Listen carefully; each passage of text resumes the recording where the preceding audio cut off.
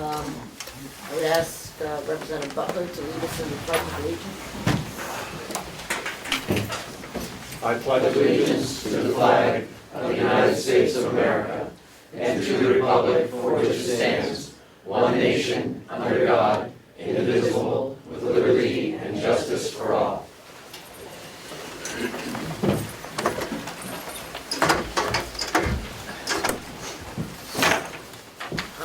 Before we get started, I do have some items to add to the agenda, and I just want to make sure that everyone is aware of that. And that is the county administrator has done some actions on the performance audit, and he wanted to bring that to the delegation this morning. We also agreed at our last meeting to increase the size of the committee to approve funding transfer requests, and we need to take care of that this morning. And we also need to approve the minutes of September 9th. So, as you know, the folks from DRA have completed their report, and they have come here this morning to discuss the results and their recommendations and their thoughts. So, Commissioner Beardmore, would you like to say anything? Sure. Would you like me at the table? Or should I Yes, just sit please. No, you can come up to the table. There's this, either side.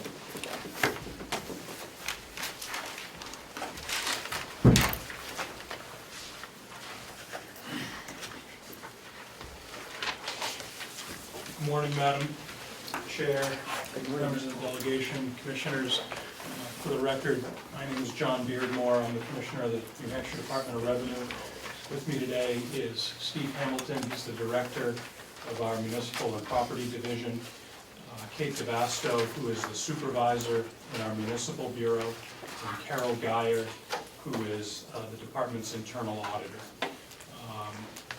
I was last here with you several months ago when myself, the Chair of the Delegation, the Chair of the Commission, agreed that it was time for the Department of Revenue to spend some time on site reviewing books and records, meeting with staff, delegation members, and commissioners. And the reason why we determined this was necessary, really somewhere around Memorial Day, was we were lacking in confidence in the data we were receiving from Carroll County, specifically fund balance swings of over $1 million from one day to the next, as reported on data provided to our department, raised what I would say is a red flag. And we had a very relevant reason for being here, which is we need to set taxes for all of the component communities of Carroll County, and we need to set tax rates for the county itself. And that process did not go smoothly last fall. There were delays in the setting of tax rates by the department for component municipalities well into the fall, because we did not have the information we needed from Carroll County, and that was very concerning to us. And on top of that, the communications we were receiving from commission members and delegation members through the spring motivated us to say it's really time for us to put our own eyes on site and understand whether the data we are receiving is reliable. And we thought we need to do that in the spring, summer time frame, so that we're not here in October without tax rates for component municipalities. So that's the backstory of what brought the Department of Revenue to Carroll County. When I saw Chairman Umberger in the hallway, she said, "Do you have any good news for us this morning?"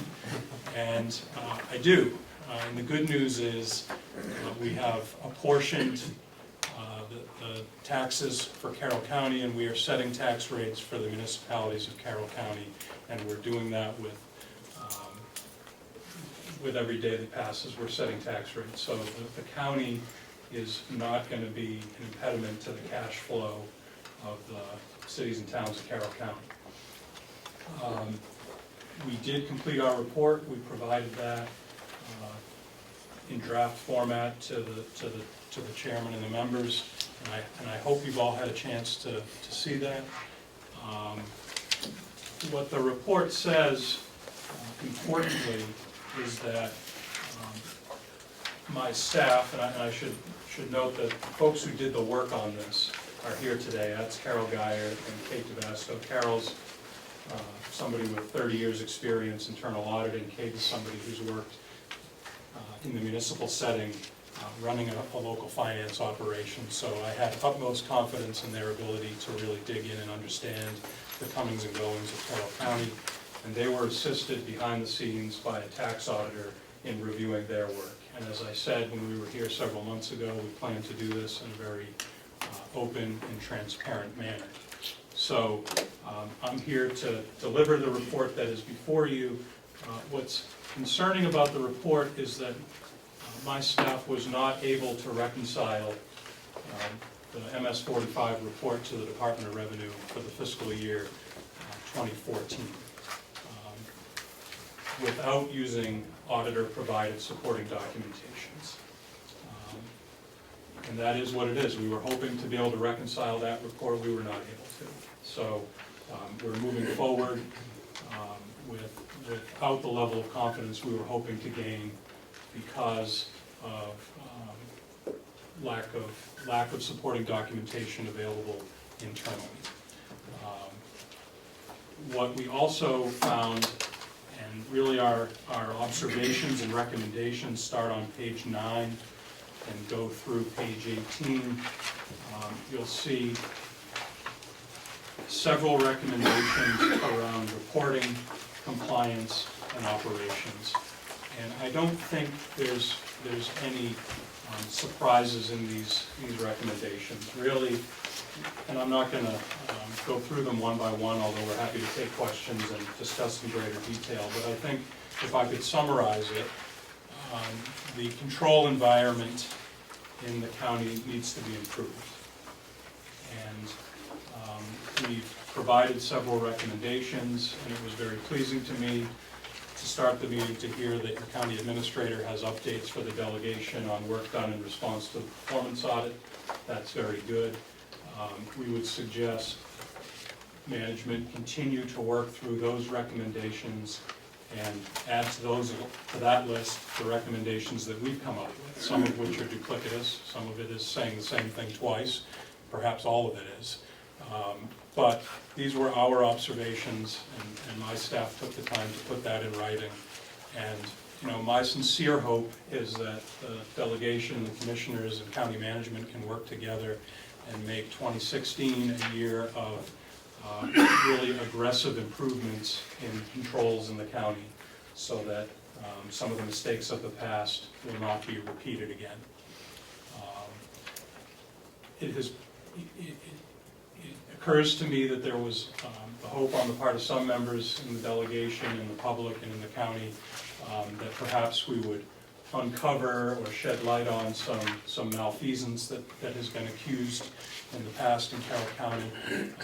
We did not find any malfeasance. We were not looking for or pursuing those type of, or that level of audit. This was not an audit, this was a staff review to try to reconcile accounts and to observe operations and controls.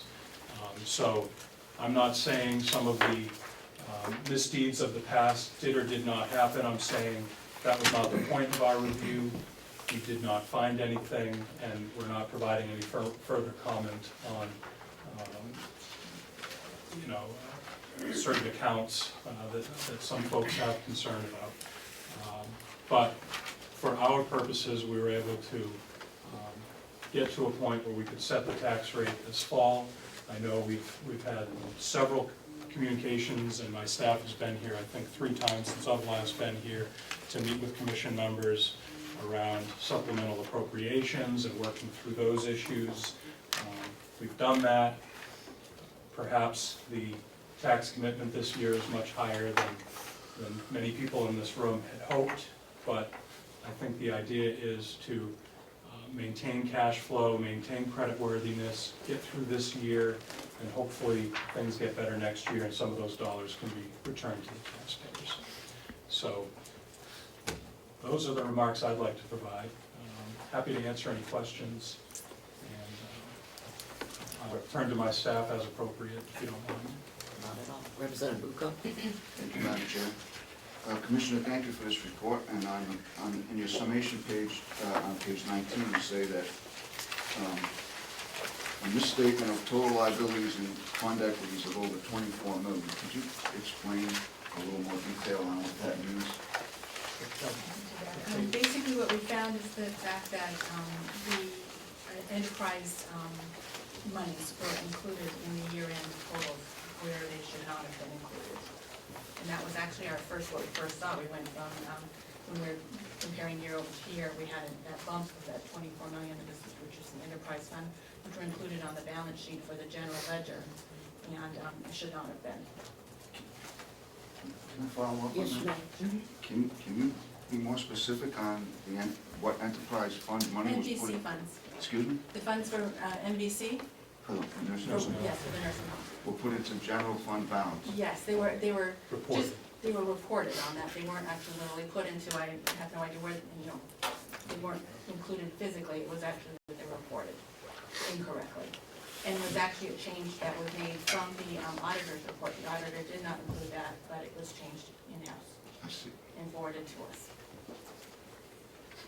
Follow up, Madam Chairman, okay, follow up. Yes, Tom? So, thank you, Madam Chair. So, is it possible that there's still money floating around in here,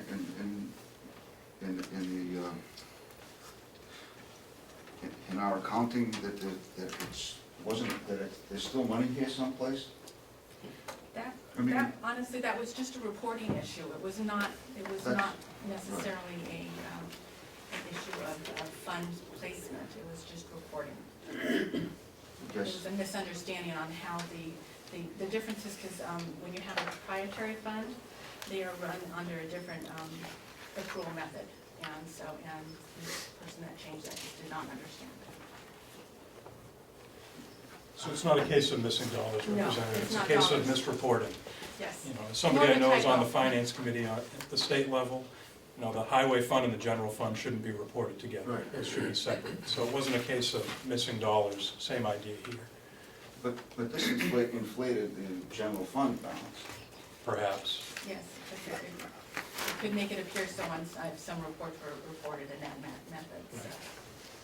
Thank you. If I might, one of the recommendations in here that I think that we have discussed with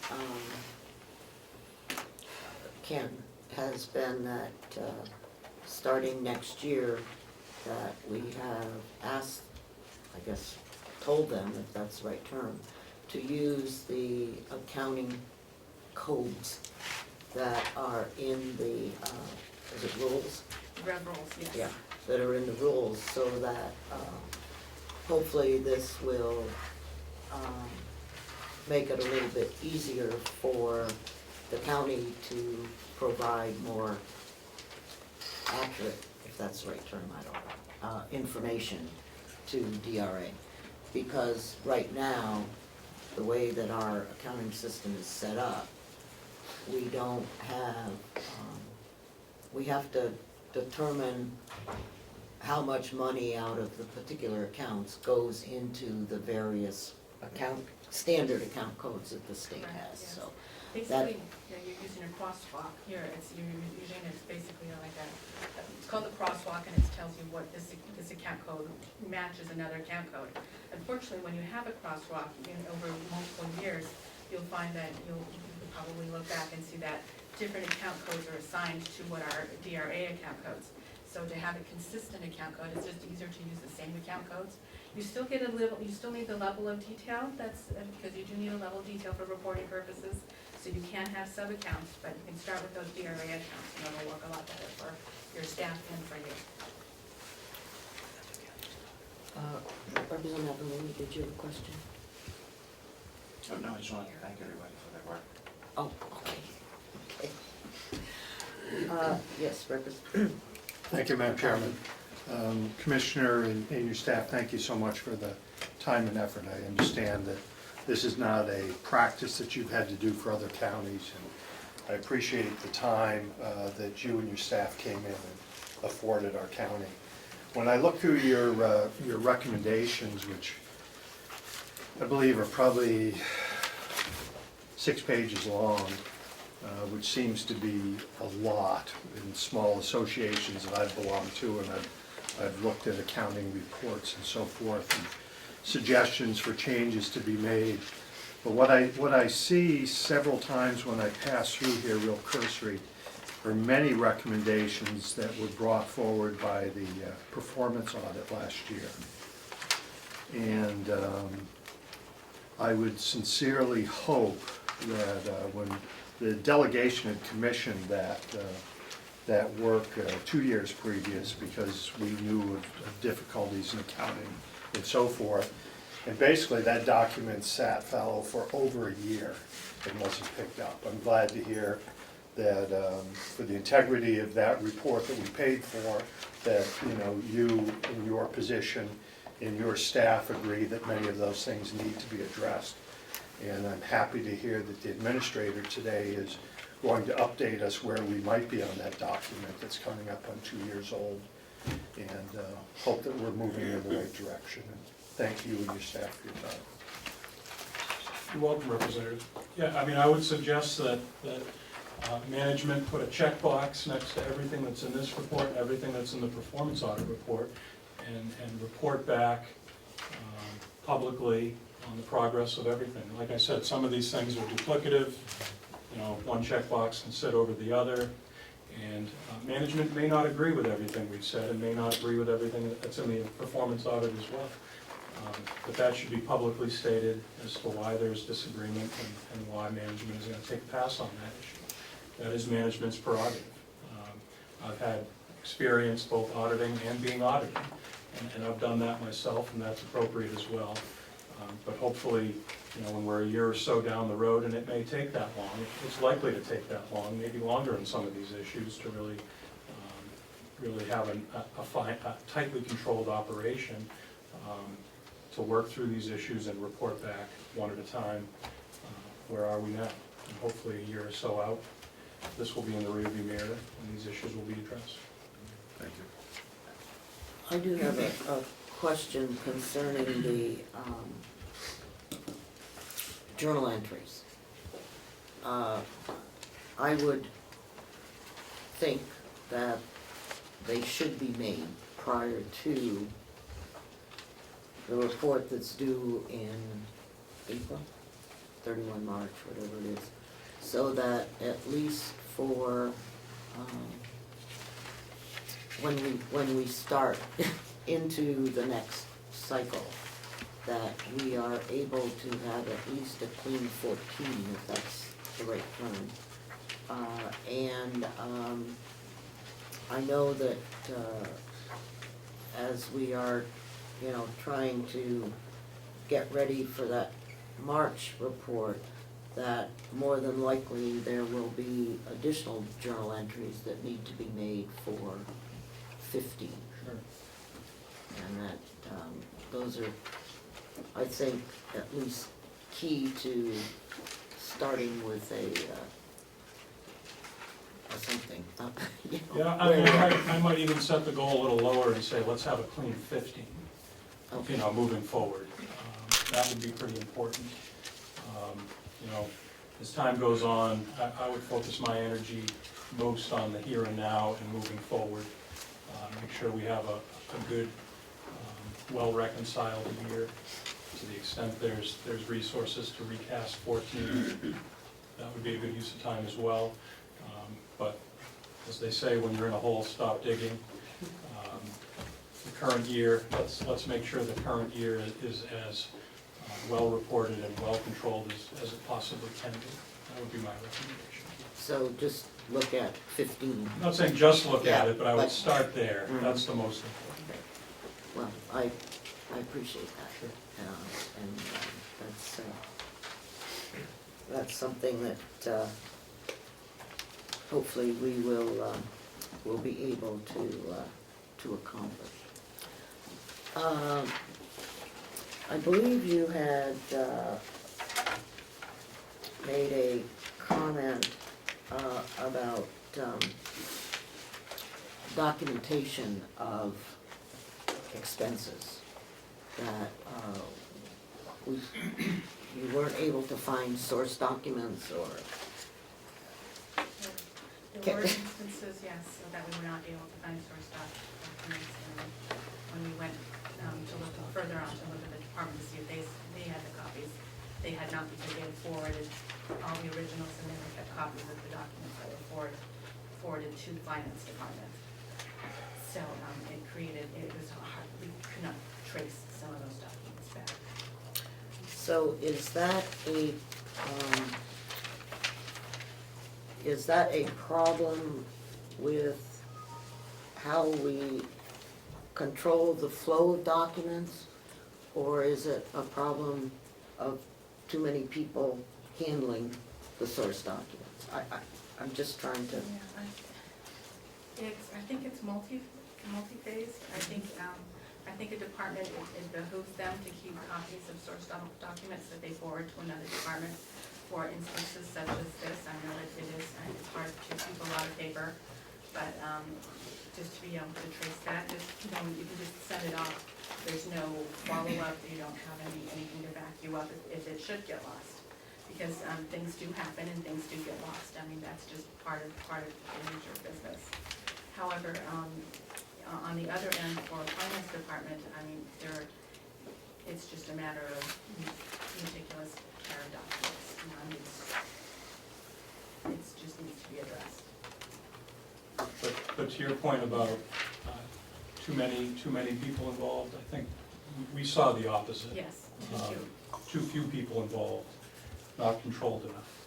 You know, the person approving a disbursement shouldn't be reconciling the bank account, things like that. Segregation of duties is very important, and I know this is a small staff, and you got to do the best you can, but we definitely saw room for improvement in that area. So it's the whole issue of internal control Correct. that is often a problem in many different organizations because of staffing levels or training or... And that's an area that I should offer this up, we're happy to assist in addressing these issues. County management should feel free to give me a call, give Kate a call, give Steve a call, give Carroll a call. How ought we do this? Procedures should be documented and followed. And if you document them and county has questions about whether the process is controlled adequately, or if we have ideas for improvement, we're happy to comment on those. We definitely want to be of assistance going forward in creating what we believe is the need for improved control environment. And it's constant, you know. You're never perfect. It needs to be continuous improvement. But you got to start somewhere. So, if the finance office doesn't have the original documents, but yet have expensed that,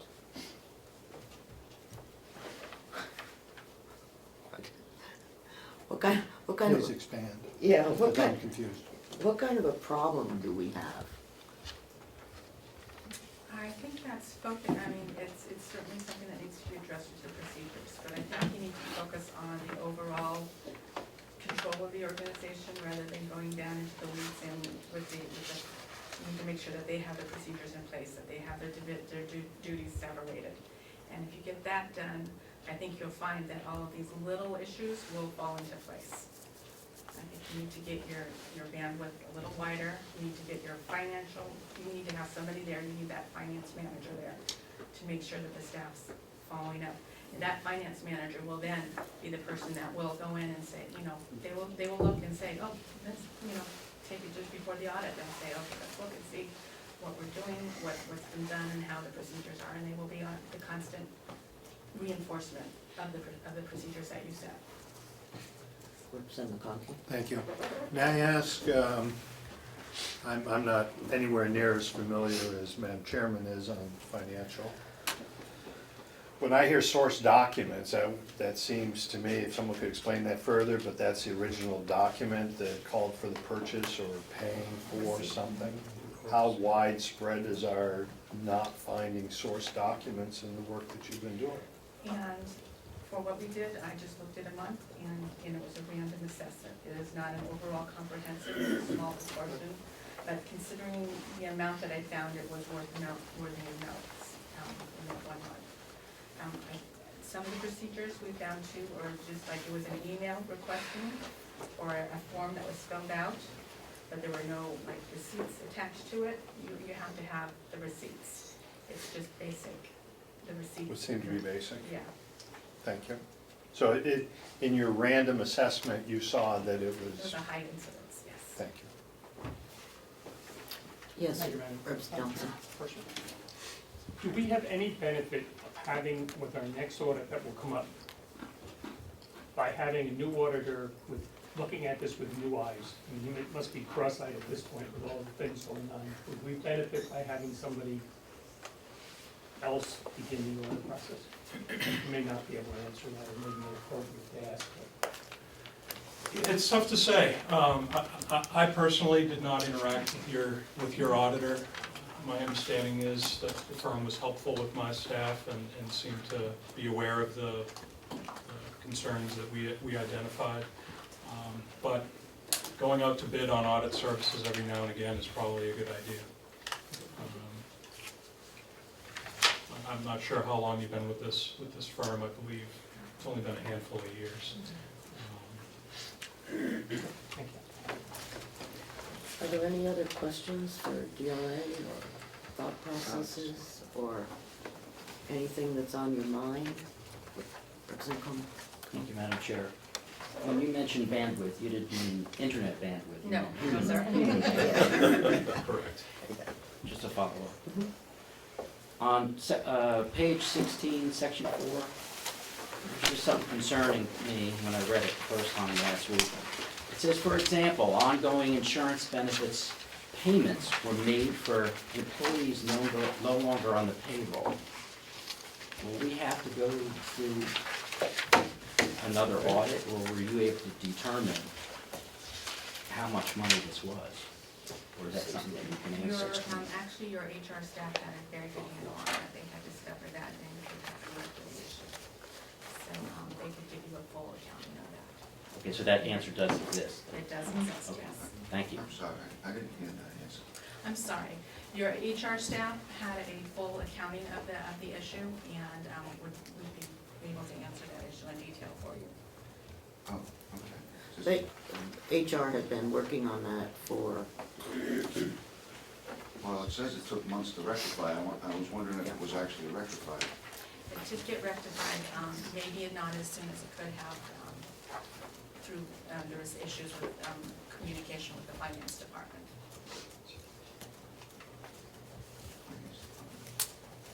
Representative McConkey? Madam Chairman, could we make a formal request now for HR to provide that document and accounting to us at their earliest convenience? Sure. I think that perhaps at our,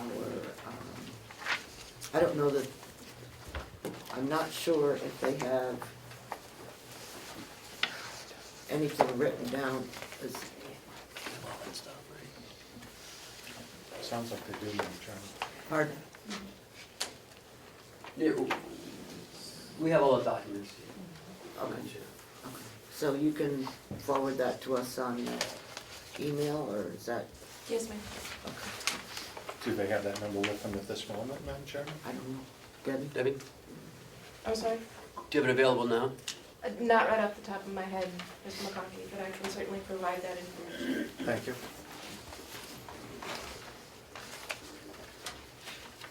I know they were working diligently on it over the summer, and I don't know, or maybe it was even before then, but it has been something that was a problem. Okay, is there anything else? Commissioners, do you have any questions or comments that you would like to ask about on the report? Just in regards to a new auditing firm, we are going to be going out for bids to get an RFP drafted. We will be looking at other auditors Okay. for next year. Mr. Treasurer? Just as a note, I've drafted updated policies to conform with DRA's requests on a couple of items. The major one being the control of wire transfers, and the other one addressing the documentation issue, a bit of the documentation issue as far as reimbursement of employee expenses. So those will be in the office. Great. Thank you. Representative Tyson? I'm sorry, I can handle it outside of the meeting. I thought twice after I raised my hand. Oh, well, Sorry. it's okay. Ask whatever's on your mind. Okay, thank you. You sure? Yeah, absolutely. Yes. If I could, Madam Chairman, before we leave, I just wanted to thank everybody in this room for their cooperation. I think communication between the DRA, the delegation, the commissioners, and staff has been really top-notch. We didn't encounter any problems with communication throughout the process, and I just want to thank you for that. But before you leave, I would really like to express my appreciation, and obviously the rest of the delegation's appreciation, for what you have done over the last 6 months, or however long it's been. And I know that that it has been worthwhile for the county. And I think the best news is that we are not getting nasty phone calls and letters from the towns around the county because we couldn't set the tax rate. And before you leave, I would like to introduce our new finance officer, Chuck Stewart, who is sitting there with the gray tie, and so at least we can check that one off as having been the hiring of the of the financial officer as a good thing, and so that and we're all looking forward to working with him, and I'm sure that he will, if he hasn't been in touch with the folks at DRA, that he certainly will within a short period of time. I think it would make a lot of sense for this relationship to continue over the next year, and we're happy to provide on an ad hoc basis any feedback or advice that we can possibly give. Good, good. Thank you. Thank you very much. And you're welcome to stay, but I'm sure that's not high on your agenda of what you need to do today, but, Thank you, Madam Chair. okay, thank you.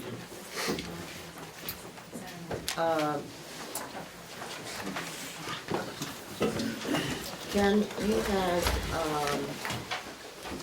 some information you wanted to, Oh, yes, ma'am. I just wanted to update the delegation for the past 90 days. And I'm passing around a little report. Since my hiring on July 25th, it's been quite an experience. The past 3 months, I've made many changes in how Carroll County operates and some of its operating guidelines as well. I've gone through the performance audit, and that has been my roadmap to some of the changes here. With the draft of the DRA audit now complete, on first review, many of the findings in this report are also on the performance audit report. I will continue to review the DRA report in more detail. The number one priority, obviously, is with the hiring of our finance director, which he has been hired now. His name is Chuck Stewart. Chuck comes with us from what? Well, Chuck, why don't you tell us a little bit about your past experiences? I retired in June of 2014. I apologize for my cold and lack of words. I retired from education in June of 2014, largely to get my knees replaced. I've accomplished that, and I was housebound for a year. So I was climbing the walls. And then I spotted this advertisement, and I knew your HR director, and decided it was time to go back to work. I'm here because I enjoy a challenge. I always have. And my educational experience matches up with the requirements for this job, such that I don't anticipate any problems transferring my experience over. I've seen where you are now, and I envision cleaning this all up and moving forward within the next year. So I'm happy to be here. Chuck has 30 years' experience as a business manager in an SAU, and he has a master's in business administration as well. I'm sorry, Ken, if you could suspend for a moment, Sure. Representative. Thank you, Mr. Chairman. Mr. Stewart, so have you reviewed this performance audit? Yes. Oh, good. So what did you think of section 3? I mean, there's some basic things in here like balancing the checkbook and you know, reconciling statements that weren't done for 6 months at a time, and those type of things. I would just, you know, if you hadn't looked at it, I was going to recommend that you look at section 3 and skip over the rest of the boilerplate, because that's where all the... Thank you. It's all on the to-do list. Some of the communications that I made a promise to the delegation, and I feel that I've been open with the delegation, getting things that you've all required in a timely manner. The Board of Commissioners and I have been through many of the town selectmen meetings, Ossipee, Molten Borough, Brookfield, and also Conway. We'll be in Wakefield next week. I'm establishing monthly department head meetings to allow for everyone's input on how we should move forward, and so we can all share ideas. We've begun to establish some finance policies in the business office. The commissioners recently have approved an anti-fraud policy and also an investment policy and a new bid policy, which also allows the delegation to comment on the bidding that the county may do. These, along with many others have come, will help reinforce the efficiencies and reduce the negative public attention that the county has received in the past. The internal control procedures, which we've started to put together, are right here. It's a very thick undertaking, and that we've operated the county in certain ways, but there's been no written procedures on how we perform our financial functions.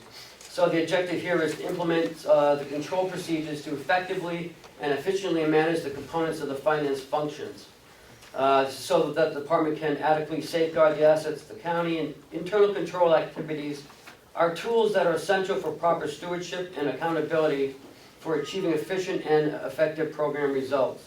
Again, it's a large undertaking that we'll be doing in the next few months. Budgets, you can see that we've changed the format of the budgets a little bit on how we present them. It's easier to read. And also, we'll have more information as we go through the budget process on what's in the line item. Again, it's a continuing progression, and we ask for your feedback as well, to help us, because it's for everyone's benefit. Weekly commission meetings have been going very well. I've streamlined the process and had a more full, comprehensive, organized agenda with supporting documents to help us make better decisions.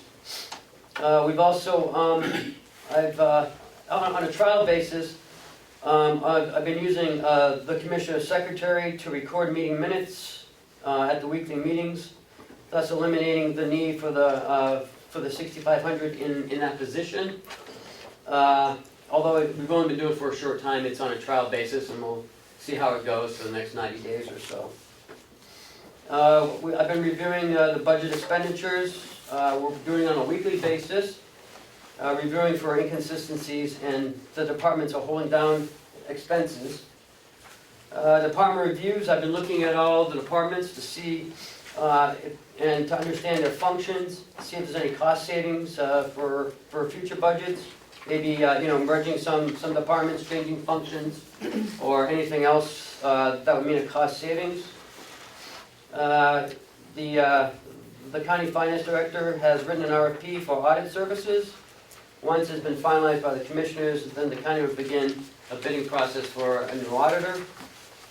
Audit policies, although not required, we'll draft an audit policy and procedure that will help in requiring the county to have a yearly audit because of what happened previously.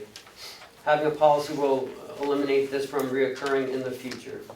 Although it's not a comprehensive list, this is what I've been doing for the last 90 days, and the list will continue to grow as I grow into my position. Thank you. Any questions or comments? Representative McConkey? Thank you. The administrator, we had, when Commissioner Beardmore was here, he was talking about providing a list between their two evaluations and the preliminary, or the report that we had done previous, or commission. But I noticed on here, one of the items which was talking about reconciling, deposits should be made on a daily basis. And he talked about some lines, and I know the performance audit had talked about that. Is that something that I could already cross off my list that's already in place? Yes, we've had, the finance director and I have already spoken. We don't think daily is actually practical. We were thinking have a threshold of $500, or at least on a monthly basis, and he will bring the deposit himself. Thank you. So you're looking at this item, but this item hasn't been resolved. Commissioners have been looking at this item for a long time also. No, I would hope that this would be brought right up to the floor. Absolutely. It's we haven't written the policy yet, but that's what we are going to do. Thank you, sir. Mm-hmm.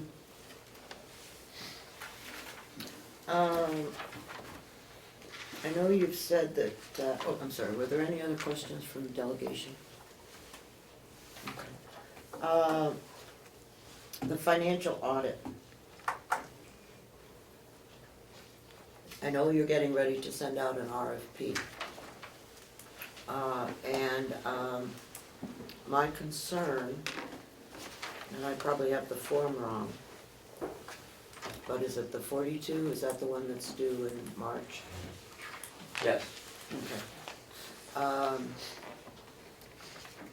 My concern is how long is it going to take to bring a new auditor on and to ensure that we have the MS 42 prepared and ready for presentation on 31 March. Do you want to answer that? That's written into the schedule that's in the RFP. My intent is to go out to bid December 1st, have bids due January 4th, the first workday of the new year, and award a contract and sign a contract by the 25th of January, initiate the audit in February, completed by mid-March, so that we will have everything ready for the submission deadline for DRA. But I believe the MS-42 is just the operating budget. It's the MS-45 that I think we would need the auditing services.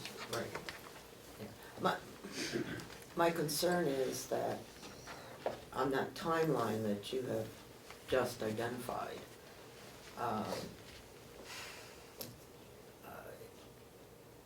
it may, you know, it may be too short, that's all, that I'm asking you to think about. Because that only gives, basically, 6 weeks. And I think that we have heard from DRA that there are probably some problems in 15 with the getting everything reconciled. And so I know that last year, even though the auditor had been working on our books for several years, that he still had difficulty in meeting the 31 March deadline. So I'm just suggesting that since payment won't begin until the following year, and we have, you can expend what was expensed in 16, that we might want to think about backing up the timeline for the actual signing of the contract. So that, because he's a new auditor, he has no familiarity with the county, and you can't expect him to, become familiar overnight. So, I'm just, you do what you want to do, but we all know that 31 March is the deadline, and that needs to be done. Yes, ma'am. So, do what you need to do, but think about some of the pitfalls that we have out there. And that, instead of, 4 January may be the day he needs to begin work and not think about it, so. One of the considerations is that we need time between December 31st and when the auditor shows up to complete the records and compile them to have the audit done, so that Yeah, the but remember, September we're not doing an audit at this time.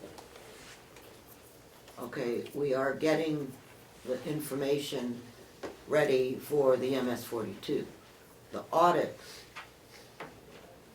timeframe really has, I think, until September, Right, first. when the MS-45 needs to go in along with a copy of the audit. And so, we're not, the 42 is the reconciliation so that we know where we're starting from.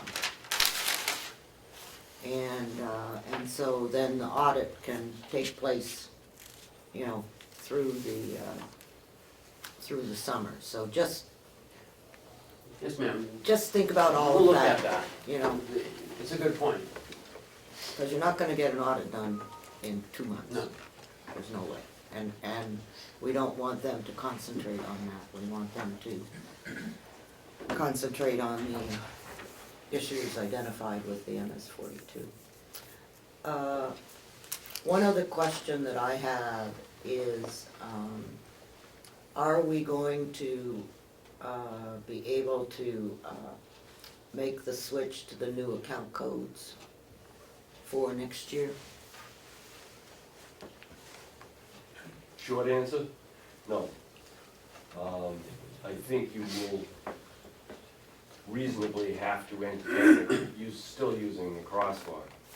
And I think you'll find that whether it's education or counties or local governments, a lot of them do that.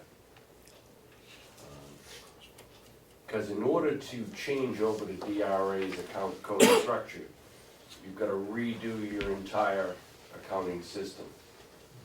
And that may entail losing some data.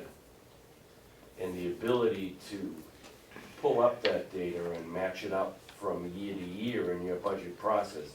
One of the things that you like to see in your budget process is what was spent in previous years. And if you change your account structure without doing it very carefully, you may lose that. So that one of the things in the course of evaluating what we have now, we'll be looking at our finance package and see if it's the right one for the county, and perhaps it's time to change it, may not be. But that'll be part of that discussion. I think what happened in the past is the crosswalk wasn't used properly. So that can solve the problem with the reporting for the DRA forms without having to change the account structure. I believe that the delegation was okay with losing past data, okay? For this year. I mean, that was where we were coming from when that task was done. Because as DRA expressed, that going to the using the account codes that are in the rules makes a lot more sense. So, we can, you know, I believe that was where we were coming from. And that, you know, we recognize that there would be a year when we had a little bit of a transition. And so, think about it. And if you tell us that you don't want to do it this year, but we'll do it next year, then we can live with that, I guess. We would prefer to be in compliance with the rules. So the commissioner just asked us to do. Yeah, that's exactly what he asked us to do. And so now we're not going to do that. Well, that's what we were told. If I could. Mm-hmm. Thank you, Madam Chair. If I heard Mr. Stewart correctly, what you were saying was that this is a complex process and that it's not something that can be done quickly. So you're going to work on this and will keep us apprised on how that transition is going to be made. That's not what he said. And well, I think the only thing that he didn't say was that he's committed to moving to that process. And I think what the delegation is asking is that we believe that it is going to be clearer in the long run to have that consistency. And if it isn't going to be there, then you need to make it clear why not. Absolutely. I'm sorry. Commissioner Alden. Thank you. I apologize. From where I said, I think what we need to remember is that the budget process has already started. You know, the commissioner's budget is already started. That's what the department heads are already working on. So, and they are already using those codes to prepare this year's budget. You know, that is part of the problem. The budget process is already started, so to start changing it now when it's already started may not be the best timing. And I believe he said for this year was the first thing he said. For this year, the short answer is no. the commissioner from the DRA was talking about the account masking and recommending that we remask our accounts so that the beginning of the account code conforms with what's in the rules. And that's what we need to work on getting done. I think it can happen. I think the chairman of the board here agrees that it can happen. But getting it done by the time we're into this budget process may not be the highest priority on our plate. Our highest priority may be to make sure that we're setting sound budget. All I can say is that this was discussed at least 6 months ago. Okay, that, when we were having, the initial problem with the MS-42 and the problems with the MS-45 and getting that together. And so, it's not like it was a new agenda item. It was something that was supposedly being worked on.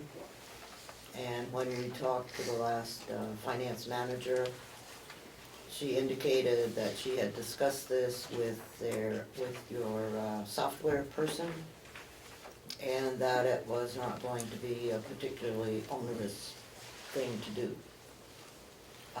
But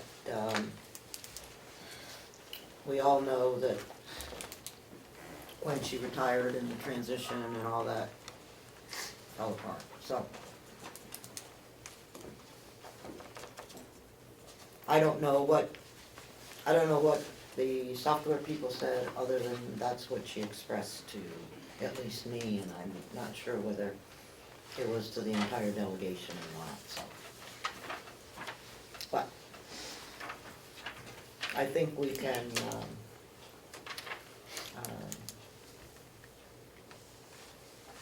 agree that we will follow this next year. So that we can expect to be in compliance. And it may be something that you can actually do during the course of the year. It may not have to transition for the budget cycle, I don't know. Madam Commissioner, would it be too much to ask for a timetable on a transition instead of an open-ended? And come back for a delegation of the timetable? We could do that. I would appreciate that, Madam Chair.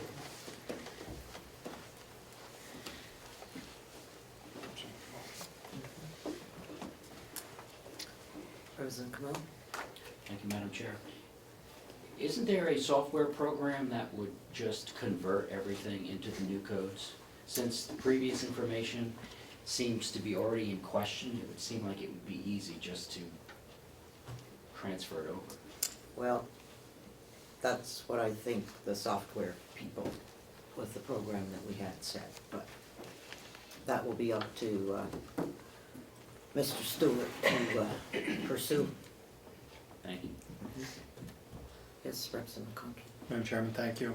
Mr. Stewart, I heard differently than Commissioner Algren did, and I heard you say that the short answer was no. Did you indicate, as Commissioner Algren had suggested, that you anticipate turning over to this new numbering policy before next year, as said, not right now at the beginning of this budget? I'm confused. I agree with Commissioner Ogren that it's too late now to do it for next year.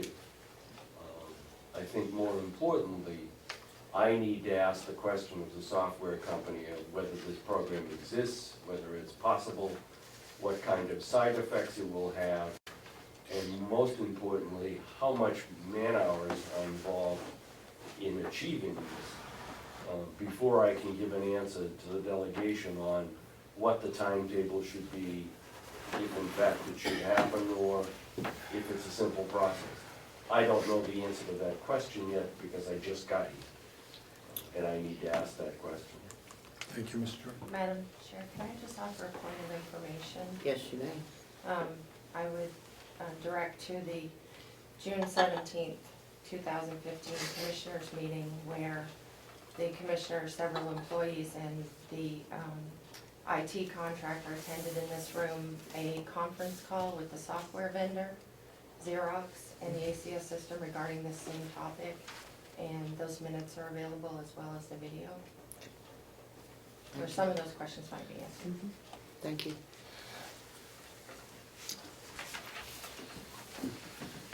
Okay.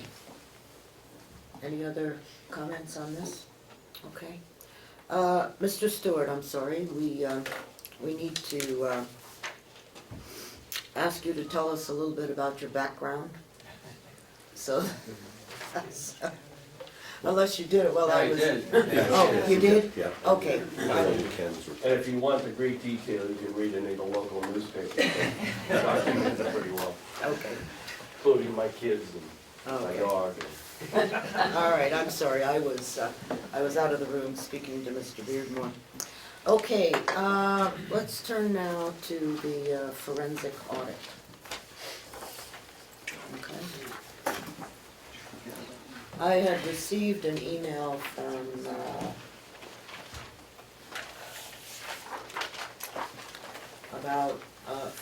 Ken about the commissioners didn't know what the delegation was interested in looking at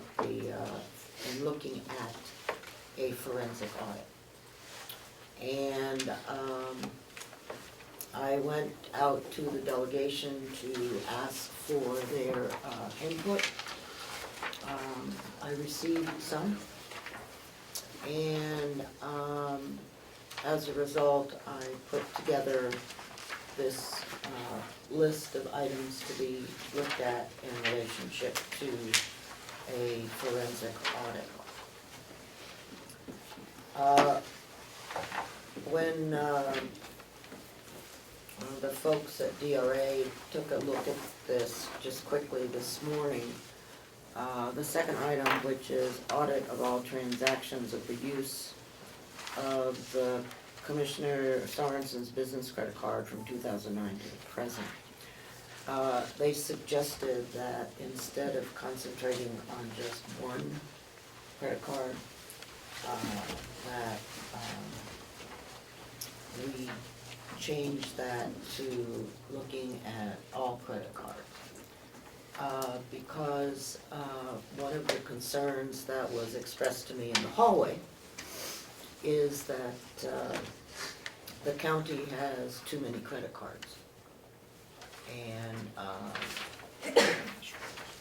there, I think that was one of the issues that was brought up in the report, were the number of credit cards and how they were managed. And so that was one change.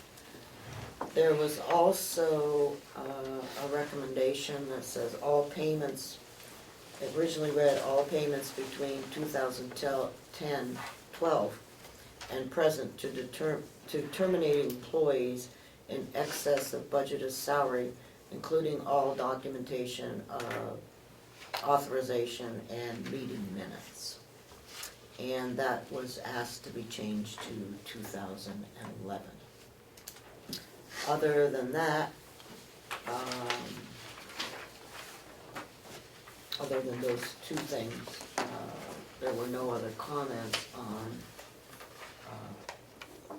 the suggested areas that a forensic audit would look at. Madam Chair? Uh-huh. May I ask that like a vote be taken, or to review these and like a vote be taken on which, as a whole, so that, you know, we don't have to duplicate answers, or we don't have to, you know, it'd be a little more efficient for us if we review the questions and then, you know, we all vote on it, or you all vote on it, on what you want to see on the audit. Would that be okay with the body, or? Go ahead, Representative. I think we should maybe look for volunteers to work with Ken to streamline the process, and also possibly bring in an outside consultant that would help us draft the RFP. I think personally that, we don't wanna get in their business. Right. That's the responsibility. Our responsibility is to, you know, Ask. yes, and to provide the funds. And it's their responsibility to do the RFP. I'm not exactly sure, do we want, is your question, we've all reviewed these and, since I had no changes other than the two that I presented, did you want us to vote that this is Well, what? you have to make sure that this is what everyone wants, for one, and, you know,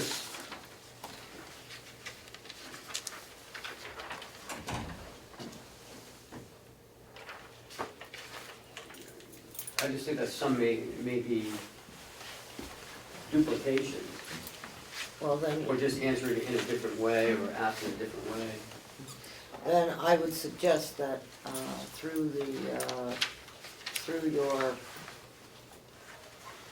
working through what the RFP will look like, that you would combine or change as long as the intent of what's here was included. I mean, we're not saying that your RFP has to read like this, okay? That's not our responsibility, okay? But I think as long as what's in here is part of the RFP, then that's all that we care about. Go ahead. Thank you, Madam Chair. We can simplify this, we can simplify the whole process by just simply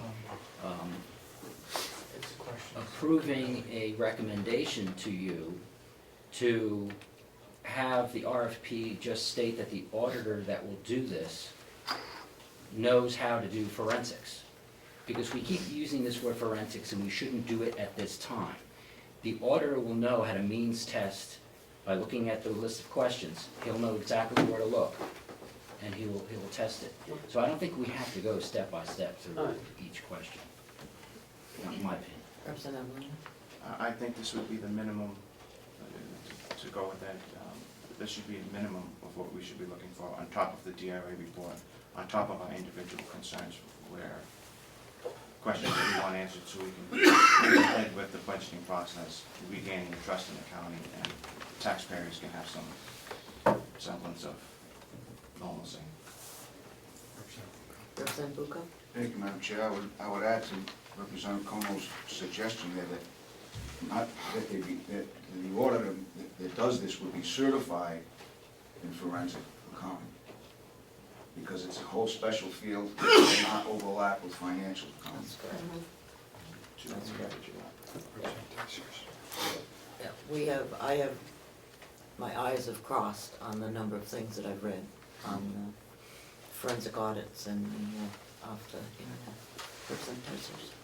Madam Chair, so I think that at some point, and I'm not sure the proper point, but we need to take a broader, more overall look at the idea of the forensic audit. I understand that we already voted to appropriate $139,000 for it. However, I also have been crossing my eyes and reading up about forensic audits, and everything that I read says that you do a forensic audit when you intend to have a court case. So I think this delegation needs to acknowledge that and bring that up, that that is their intention. And with that intention come a lot of consequences. First off, as far as I can tell, $139,000 is gonna be a drop in the bucket for this kind of work. And then we also have been told by DRA that they think that we should be concentrating on getting our processes in place. And yet we're asking our staff not to do that, but to go back and look at any potential problems that might have been in the past. So we're giving them mixed messages. Also think that we need to take into account what the costs are going to be in terms of legal defense, legal prosecution, whatever. I don't even know if we have to pay both sides of this. And staff time, I mean, there's just so many things associated with this, and I want us to look at it in a comprehensive way. Person McConkey? I was just pointing out the representatives that wish to speak, but I thank you for being recognized. I would like to say that it was a clear message by this delegation, by majority vote, that we were in favor of a forensic audit. We appropriated a level of funding for that. I don't know where your, and I will take at face value what you just told me, that it typically would lead to prosecution. I would hope that our forensic audit would show that everything's just perfectly fine and everything was done in a proper manner, because I hadn't anticipated that next move.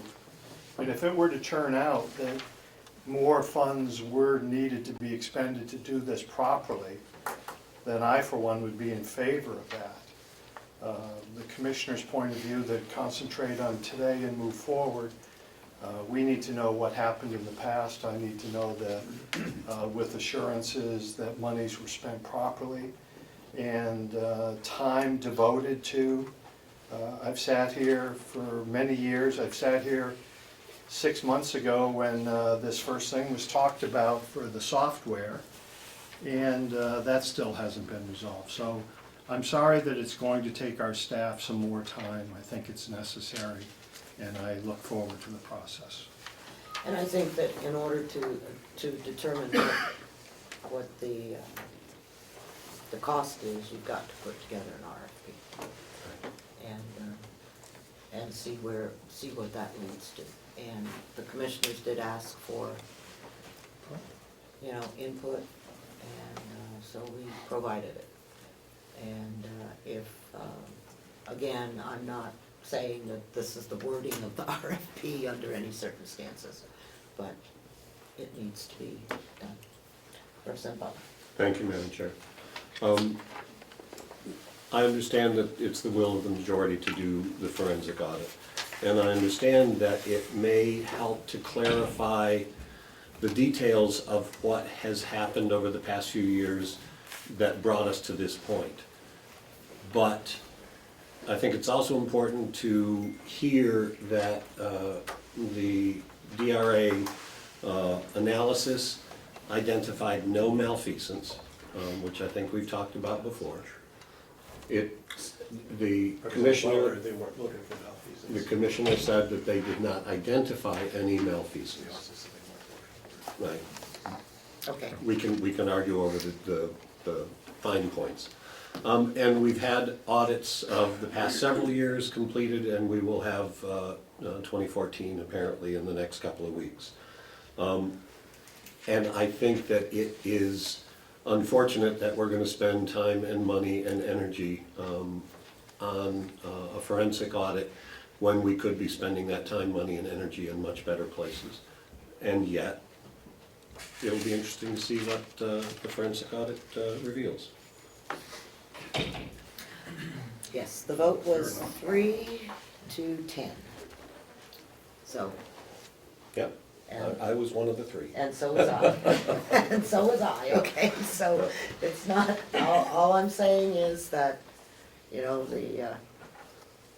we don't always agree with everybody, and that's okay. So if you will press forward with that, we will go forth and see what happens. Yes, Representative Bucco. Madam Chair, I would recommend that the RFP, you need to put it out in Boston and New York where people are actually certified to do this type of forensic auditing. It can't be just a local paper. I believe that DRA I have that list downstairs. sent a list of people that were qualified to do forensic audits. Yes, And, when I looked at it, it didn't say that. It just said audits. It didn't say No, but I think there was a second list that was sent on that, so it's, Well, just that the RFP has to somehow Right. get to them. right, understand. They were out of this region. Mr. Stewart, did you have a comment? Yes, if I may suggest that the commission, that the delegation directs me to develop two RFPs that are completely separate and distinct, so that the 2015 audit can proceed on its own and we can What? progress, and then We another don't, RFP for we the don't need- forensic audit, so we that don't when need you to- get back the.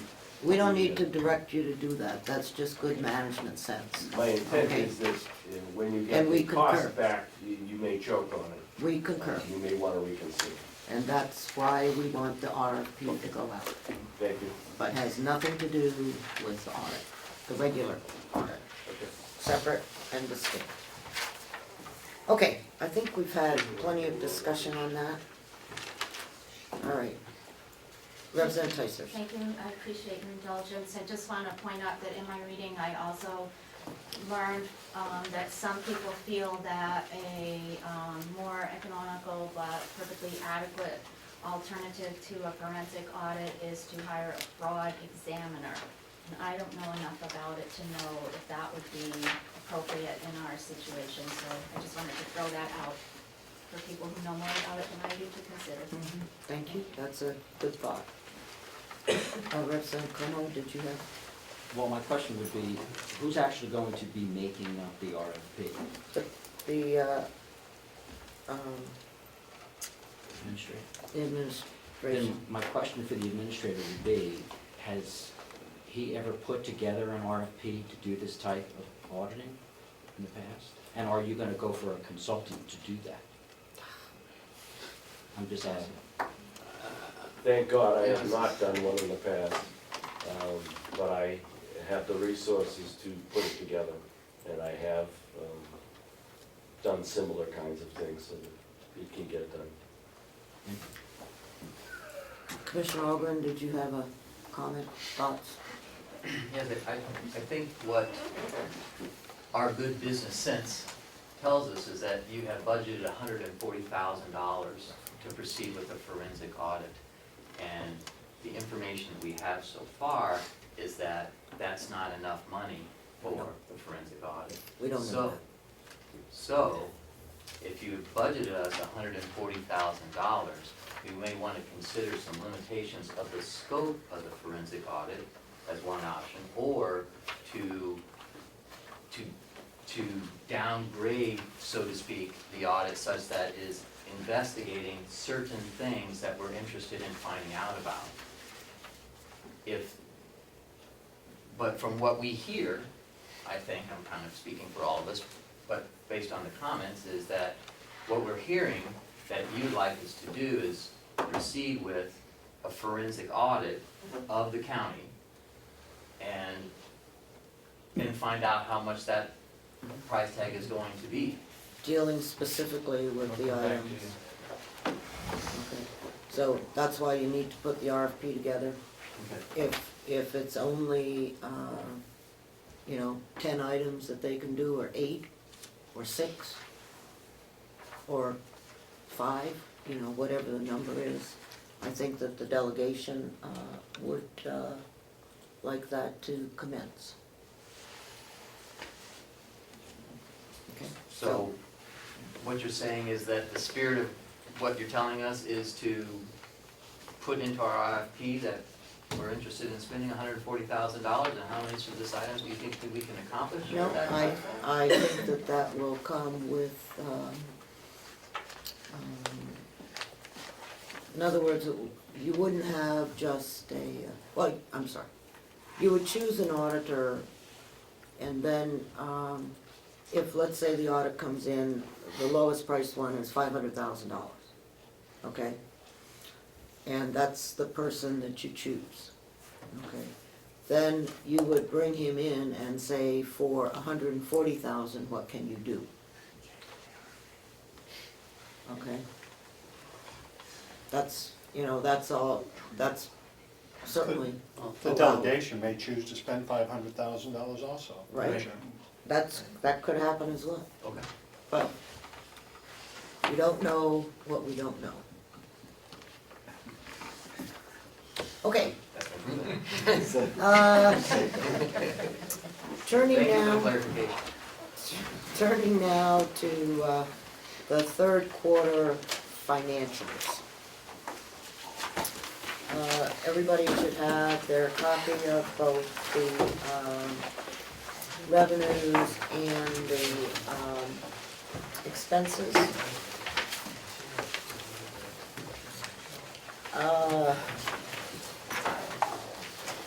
When I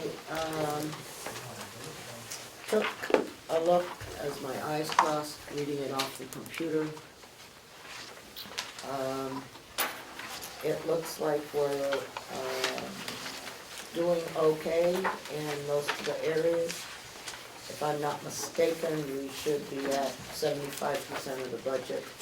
We have hires and lowers on that. Oh, excuse me, before, stop. Mr. Treasurer, I'm sorry, you were supposed to remind me, like, Was that? yeah. Thank you, Madam Chair. Just briefly, to bring you up to date. We've currently taken 14 million of our available tax anticipation note. We have $3 million left available to us. I mentioned that we've been working on the financial controls from the treasurer's limited capacity. I'm instituting a policy for wire transfers that's going to require signatures and copies. I'm the third set of eyes on all the checks that go out, and the only set of eyes on the payroll checks, but the third set of eyes on the payables checks. So I'll continue to work with Chuck and Ken on those cash control issues, but one draft that I've put together from the treasurer's point of view, if there is no original document included for an employee reimbursement, I'm gonna consider that if the commissioners direct the treasurer to pay that without an original document, that's gonna be included as income to the employee, and they'll be 1099 at the end of the year. That's gonna affect the employee salary lines, and ultimately you'll have to look at those. So I think if we start to get a little harder, some of the old bad habits might end. My cursory examination of the current budget shows us working towards a small surplus at the end of the year, through the efforts of cutting back on expenses and also your efforts of raising taxes, as it were, in August. So we'll see how that plays out, but I'm sure that we'll end the year in the black at this juncture. I know that one of the issues that we had was cash flow. Are we okay? We're fine. We're fine. And that will improve in the month of December when we start getting tax revenue in. But we're fine between now and then. So, and it's controlled. As I mentioned, we're setting up a voucher system. We're limiting the amount of borrowing that we do to just our cash needs and leaving the corpus in the bank, as it were. Representative Butler? Thank you. In terms of the 2.4 that was approved at the last meeting, when you say that it looks like we will be okay at the end of the year, the 2.4 was to get us through to the end of the year, or is that part of how we are going to deal with taxes in the next year? I think that it's a little early to tell what you're going to do about taxes in the next year. We're going to end up, I'm assuming, looking at the numbers today, with a small surplus at the end of 2015. We need to have 5% in surplus would be a comfortable place to be. Somewhere between 5 and 10% is the recommendation from DRA. So I think what you'll be given in January or the 1st of February is an accounting of where our surplus stands. And then it's up to the delegation to determine whether or not you want to increase the surplus through 2016 or utilize the surplus for some other reason. I'm not certain that, if that answers your question, I don't think there's going to be any major tax change that I can see, short of trying to bring the surplus up all in 1 year. It appears as though you can generate a certain amount of surplus just by underspending budgets, which we've done historically. I appreciate that, thank you. Okay, thank you. Thank you. Yes, I'm sorry. No. I apologize. If we go to page 29 in the thick packet, we're showing that the enterprise fund is at 74%, which is about where it should be. And the general fund is at 65%, which is not a bad thing. So I didn't know if anyone has any specific questions about, yes, I have one on, Luca? thank you, Madam Chair. I have one on page 2, the deficit reduction, $1 million. What is that? That was part of our $2.4 million tax. Supplemental? Yeah, supplement. Thank you. I have 3 questions that were, it was just confusing to me. And that is, when I looked at workers' comp, medical insurance, dental insurance, and several other things. The percentages were not consistent across all of the departments. In other words, one department may be at 50%, another department may be at 90%. And, you know, it was just very, because I thought, you know, that we paid these things consistently whenever they were due, either monthly, quarterly, or bi-yearly, or whatever, you know, whatever the thing is. I do understand that perhaps some people have left that had medical or dental insurance, but we approved money for hiring, so we should have hired people to take up some of that. So I just don't need it today, but would like to have some explanation as to when we pay these various tax, you know, bills, workers' comp, medical, dental, unemployment. I assume that is, you know, every month. I don't know. I guess I just don't know when they're paid. And so I just need a thing that says, you know, what it is. You know, like under, looking at the commissioners line, for example, you know, Social Security makes sense. Medical insurance makes sense. Retirement expenses, this is all going along. But then I get to workers' compensation and I'm at 89%.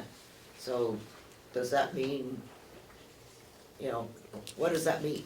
But yet I look at someone else's workers' compensation and it isn't at 89%. If it's at 89%, does that mean that I don't have to pay anything for the rest of the year? Or does that mean I under budgeted for workers' comp? or does that mean something different? So those are just strange questions that I had, and I don't know, the answer. So maybe we can either send me an email or call me, but these are the general expenses that every department has. You know, from health and dental insurance to whatever it might be, workers' comp. And so, and you know, it was just things that as I was looking through, you know, trying to make sense out of what was happening, I wasn't able to make sense out of it. But overall,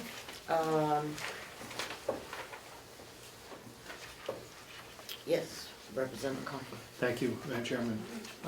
We have the fortunate to have Mr. Chandler and staff sitting here. And if I look to this same page that the chairman was on, 29, I believe it was, and talking about where the enterprise fund was and the general fund. And the enterprise fund, I think synonymous with saying nursing home. We're showing it 74%. And in the past, the nursing home has been vigilant on keeping their expenses down, and we were running in the 62% range. Has that gone astray now, Mr. Chandler, or are we still doing well? Right now, for the 9 months year to date, our revenue is at 82% of budget, so we're running ahead of budget. But our expenses are at 72%, which is 3% below. And this represents the adjusted figures from the revised budget. So you're still doing well at holding that expense down, or that cap starting to come off and the expenditures are going up? Well, it's below budget, I have to believe, given all the cuts that we made at the beginning of the year and then subsequently mid-year, that we'll be doing, we will probably fully expend the budgeted amount. But there is good news. If just in theory now, we eliminated the bond interest and principal, and we're looking at strictly on a day-to-day basis, that would leave us 9 months year to date with only a $10,000 differential.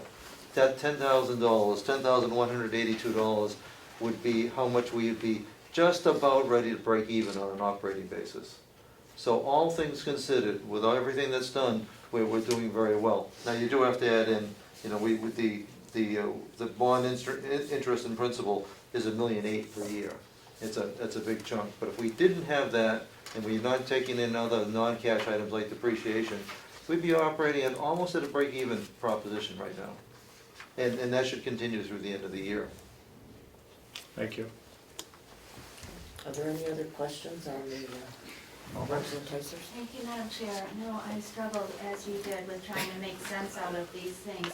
And I was very glad to hear that we can anticipate having a narrative to help us remember or understand some of them. But what I also need is I need to know about transfers, because there are things in here that I assume look off because the money was transferred. I understand that we have 35 transfer requests that were, I assume, approved, and I have no idea what they are. Well, So, if you look at the red figures here, yes, and those were actual reductions. If you look at the black figures Yes. in the column that's called budget changes okay. and supplemental, those were the funding transfers that were made. So I just have to figure which one went to where.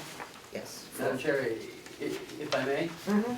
the red is the $139,000 that I took out, Right. that you all asked me to do. The black is either the supplemental budget, the large number, like the million, and the smaller black numbers are the line item transfers. Okay, so to me, yes, I could try to figure that out, but I would really like to have a list of what transfers have been approved. Sure. And more than that, what I would really like to have is notice when a transfer is being requested. And I understand that there is a particular committee that makes those decisions, but I think that, I would like to know what decisions are being considered. We also Fine. have no minutes of those meetings either. We don't have meetings. Okay, how can you make a decision with no meeting? We make the decision based on the information that is provided, and we do an email report back to the council for them to. Back to the finance department. Yeah, for them to proceed, because we're not going to have meetings every day, week. If you want me to send you a copy of the transfer requests, I can do that. I mean, it's not a big deal, they come to me on email, and I can forward them to anyone that wants them, so it's not a big deal in my book. I just didn't want to clutter up people's email with extraneous information if it wasn't required. But I'll be more than happy. Okay. Okay, so speaking of transfers,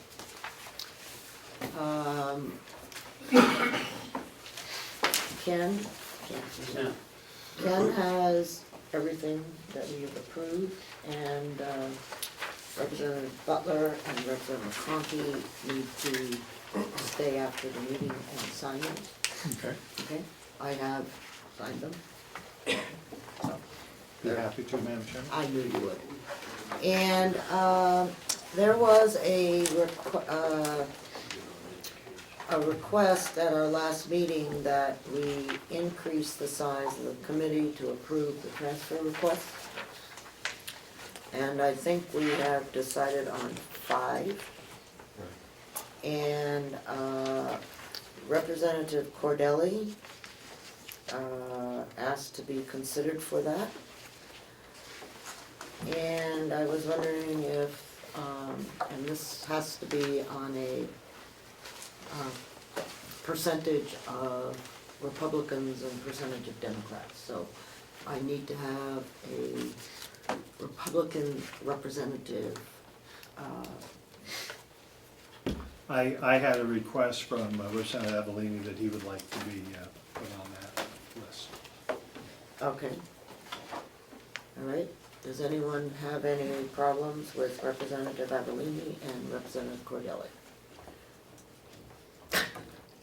If not, starting with the next transfer, they will be included. And when I send them the first thing, I will remind them that this is not something that needs to take a year and a half to come to a decision on, but that we act relatively quickly because it is a problem. And so we'll do that. Okay. Madam Chair, before we leave? Yep. We're not leaving. Before we leave this area? Line item transfer, I really have a request for the audits. I understand the position of the delegation, but I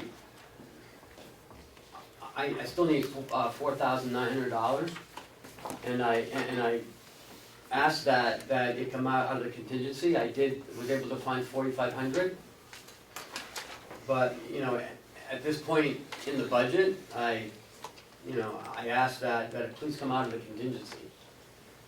We still have for the rest of 14. The remainder of the 14 audit will be $7,745. So you have $64,000 left in the contingency. And I ask that you reconsider and to have at least 4,900 to come out of contingency this time.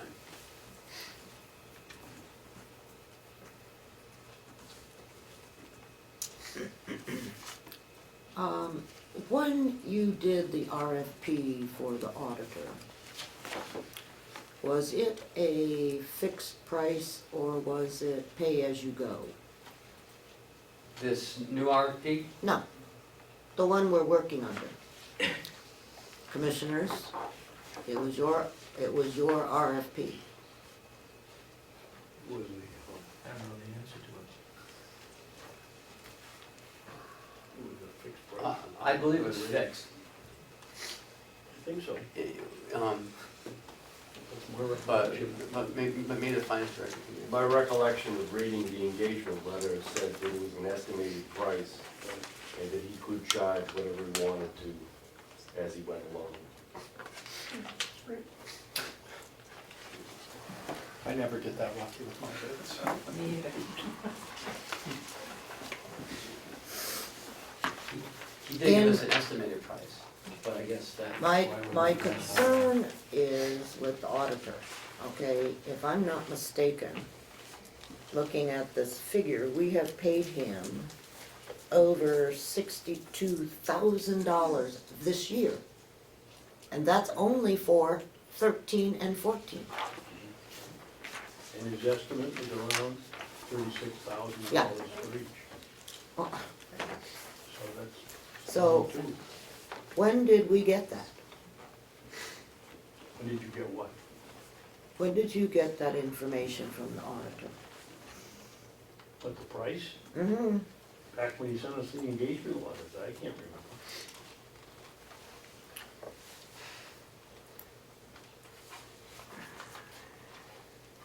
In July, I remember a email between Commissioner Miller to the executive committee saying that for the remainder of the year, it'd be about $45,000. Roughly. Did we,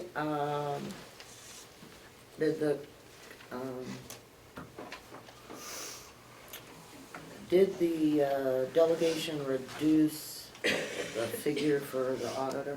I mean, I can't tell that because I don't have that from the commissioner's recommendation. I I don't think so.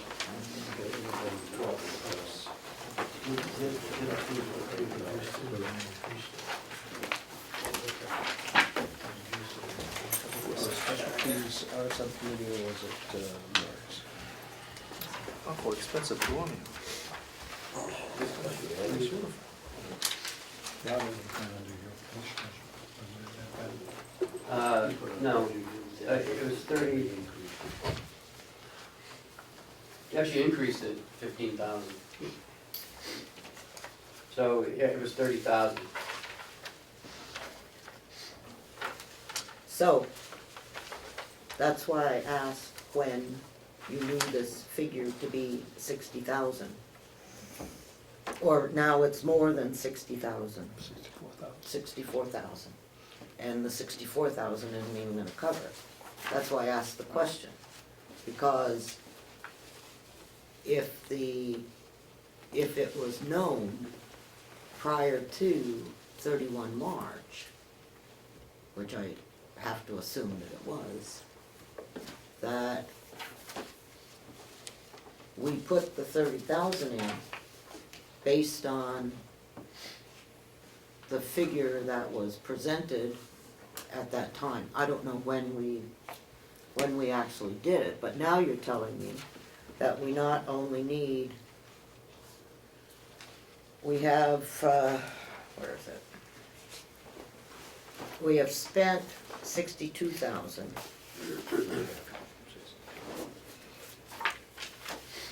And you're asking for another 7,000, which puts it at 69. Actually, I'm asking for 4,900 today. Yeah, but that doesn't, how long does that get you to? That we've already passed that. So you now have 2 more months or 3 more months of costs. is the actual expense. Mhm.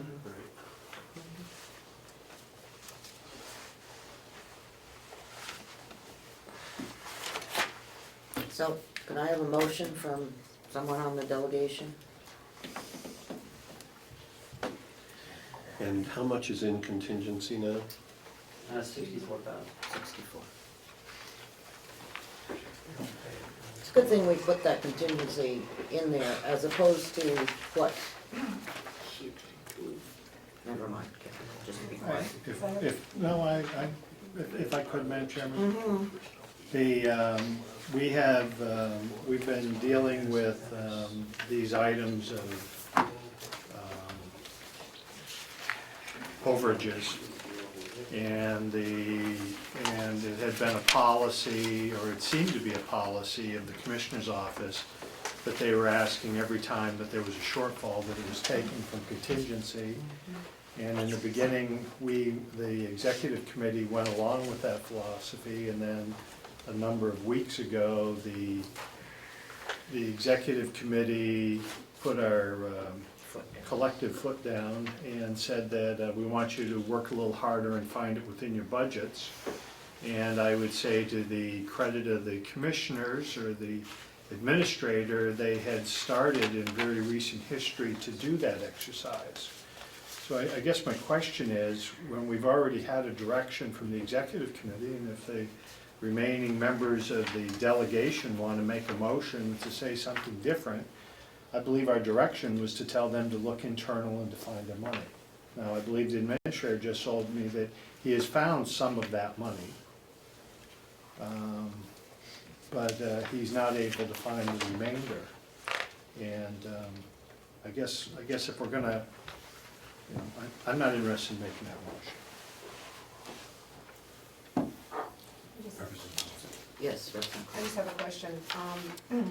If the RFP came back with Commissioner Babson, I think you said 36,000, an estimate, somewhere around that, for each year, for the, like a 36,000 for 2013. Okay. And we're short of that by how much? I'm going by the 72,000, if it was 72,000 for the remainder of the audit. Instead of nickel and diming it to death, if we have the amount that they estimated at 70, and I'm throwing out the 72,000, what is remaining of what we've paid them up to the 72,000, just say? I don't have that sheet in front of me, how much we paid for each audit. Well, they gave us an estimate of 36,000 for each audit. Right. And we've paid them so far, how much? On And we've page- received how many audits? On page 2, look on page 2, Yeah. under auditors. It shows that we have paid them 57,861. Okay, and we've received 2 audits, 1 audit, yeah. So if we don't appropriate enough money for that line or find enough money, we're gonna be doing this again and again. So if they gave us an estimate of 72,000, and an estimate, is an estimate, we're gonna just keep coming back if we don't appropriate at least some of that money, or the total amount, or find the total amount of 72,000. Am I thinking the wrong way, or am I thinking the right way? When we have it in writing, if Commissioner Babson is correct about 36,000 for each audit, that's an estimate. I would go by an estimate and hope that it didn't go over the estimate, maybe come under the estimate, but all I'm trying to alleviate is the executive branch to keep coming back and saying we need or the administrator coming, we need 4,000 more, we need 4,000 more, we need 5,000 more. No, I need 12,000 for the 14 audit. So why would you ask, excuse me, why would you ask for just 4,000 then? That's for this bill. If you wanna give me the 12,000, that's great, but, I would like to try to, in the next month, try to find, some more money in the budget. But this is due in a week and, we just ended the third quarter. If I could. Yes, Um, yes, you may. Just to clarify then, you think through the end of this audit, the additional money you'll need is 14,000? 12 or 14, I'm sorry. I mean, 12,000 to fit, Just estimates Right, to right. finish the 2014 audit, Okay, and part of that is the 4,000 you're Yes. asking for now. yes. So after the 4,900, I'd have to look for another $7,700.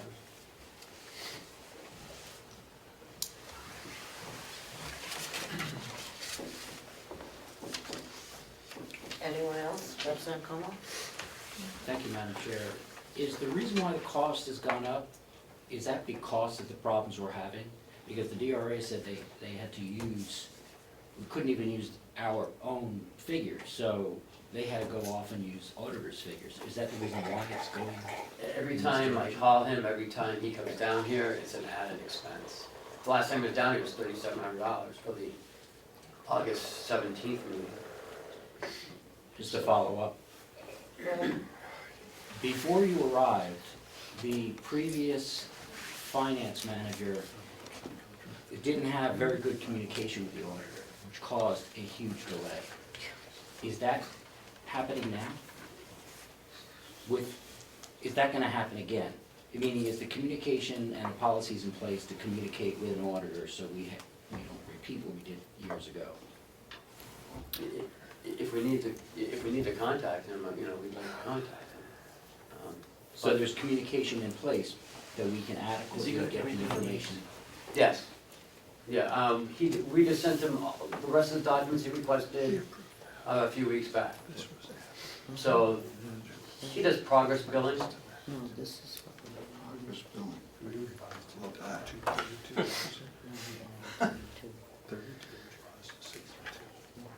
And Tom is wanting to speak. There's no progress, but there's still billing. Yeah, we're not gonna use it. But now we have to get through. They've spent 58 and a half this last year. But this was as of, excuse me, 2014 Tom, is contracted through 2014. yeah, go ahead, Representative Bucco. Thank you, Madam Chair. I have a question on page 2, where the line of council auditors, we appropriated 30,000 apparently in the budget, and then we've added, supplemented an additional 32,000, That's correct. and we still need another 10,000? Is that what? Another That's 12,000. another Another 12,000. 12 on top of that. And that's for 2 years of audit. That's the 13 and 14.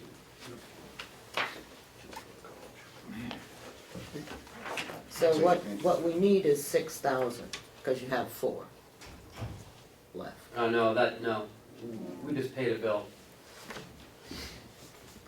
Okay, so I need $4,900. is that, so this figure now is, In there is not. As of September 30th, we had, what's in there now is $4,100, but we just paid a bill of $3,900 okay, so you've for got his 200, last visit that he was here. so you've got $200. $200.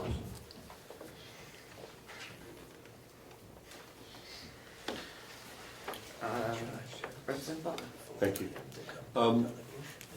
Having signed or discussed many of these transfers and being aware that you are making as significant an effort as you can to find the money within the budget, and believing that you cannot find that additional 4,000, but that you're going to continue to work on finding the rest of the money in the budget as we move forward, I would support your request and move to cover the 4,000. It's 4,000 or more. 4,900. 4,900 from contingency. Do I have a second? I'll second it for discussion. Thank you. Okay, Discussion? wait, we've had all the discussion. Well,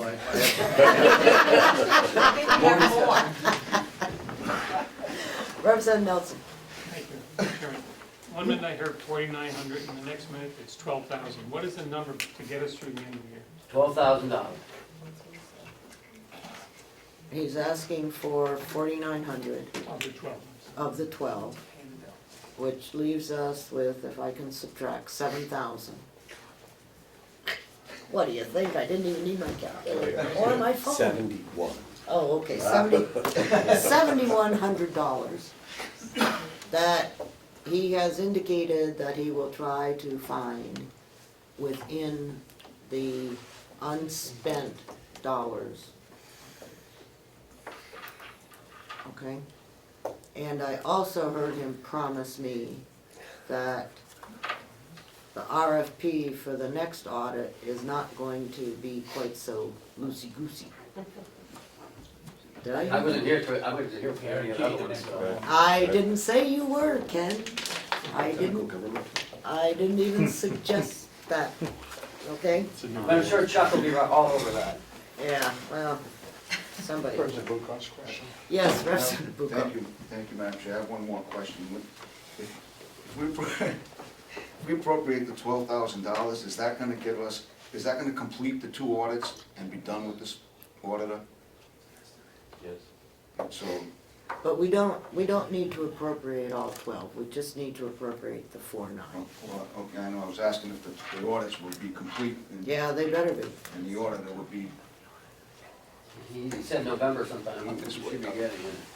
Well, the auditor has the option to bid on the RFP that goes out. I mean, all you're doing is. no, I understand that. I was wondering if whatever additional funds we appropriate would complete the job. That's what I'm asking, really. I think he's going for a grand slam. But we don't You will know complete that the because job it's unless you ask him another question. Which is, What ask him? And it'll be $300 an hour. No more questions. No one call. Representative McConkey? No, Madam Chairman, that's their asking. The estimate was $7,700 for the final part.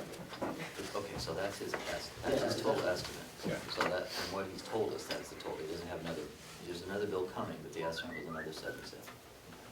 Madam Chairman, 2 things. One, if I'm following the conversation, our contract is open-ended. So to say that it's $7,000 today is a hope. So that's, we're going to be sitting here again, I'm sure. Number 2, I believe the conversation went that the Commissioner's office received a letter from the auditors that they thought it was going to be 32 and 32 per year. And I know we talked about that. Have we requested that the Commissioners provide us with that document? I'd like to see that document. Would it be all right for myself to make that request? It would just help me in this conversation in budgeting purposes when we know what our timeline was when they were made aware of this. Is that something that you can find rather quickly? It's not a source document, is it?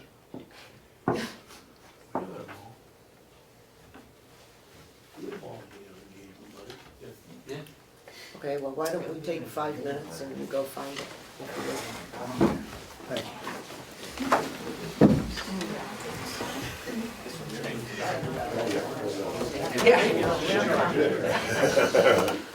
Are we taking a break?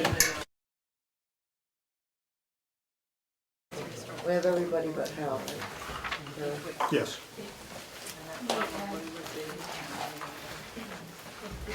Okay, they'll be back in shortly. Harold went to Shoot the messenger. Okay, let's go to the minutes of our meeting on September 9th.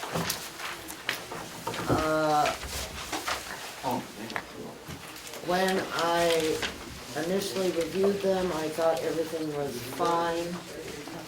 And then I noticed this morning that we had not included in the convention the motion to increase the size of the committee to approve transfer requests. When we went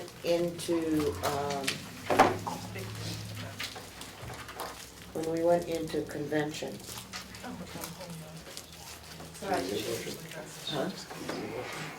Well, we need to add it to the convention list, okay? And so,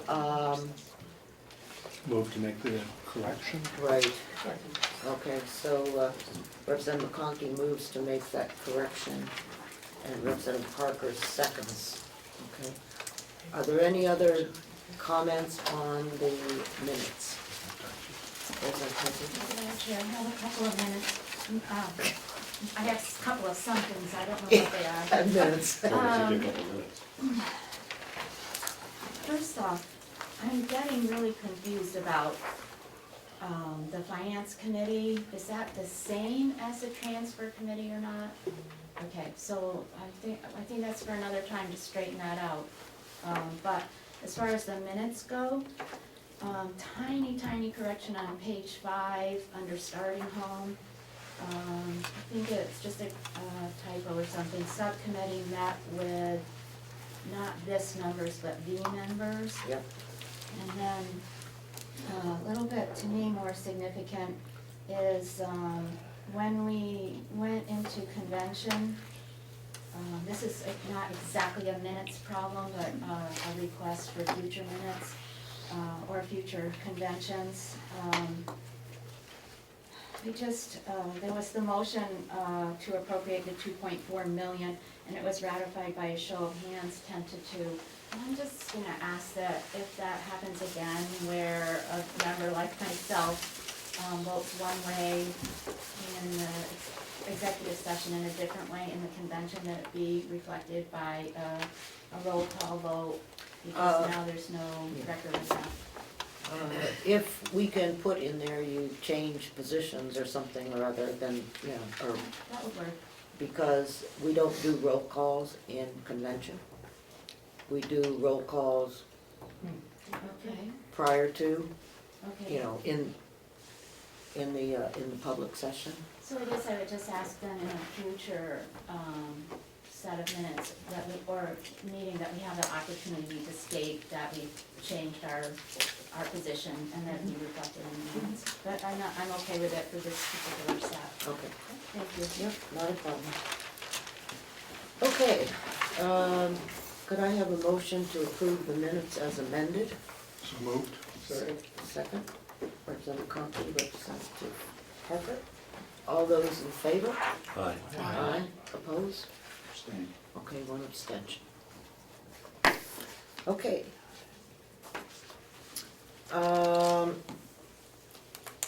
Registry of Deeds equipment requests. Representative McConkey. Thank you, Madam Chairman. Subcommittee met with the registrar this morning and discussed her request to increase her, for her new equipment, shelving. It was in the budget originally for $44,489 for 4 units. Her requirement's larger. She can get 6 units for $5,133, which I believe is actually a lesser price per unit. And subcommittee agreed to approve that authorization. Is that in the form of a motion? That is in the form of a motion. Okay, so we're moving to,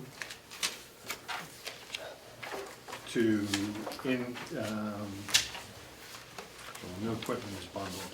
To approve the expenditure of $5,133.22 for the metal shelving for the Registry of Deeds out of the equipment account, which is the surcharge account. That would be my motion, Madam Chairman.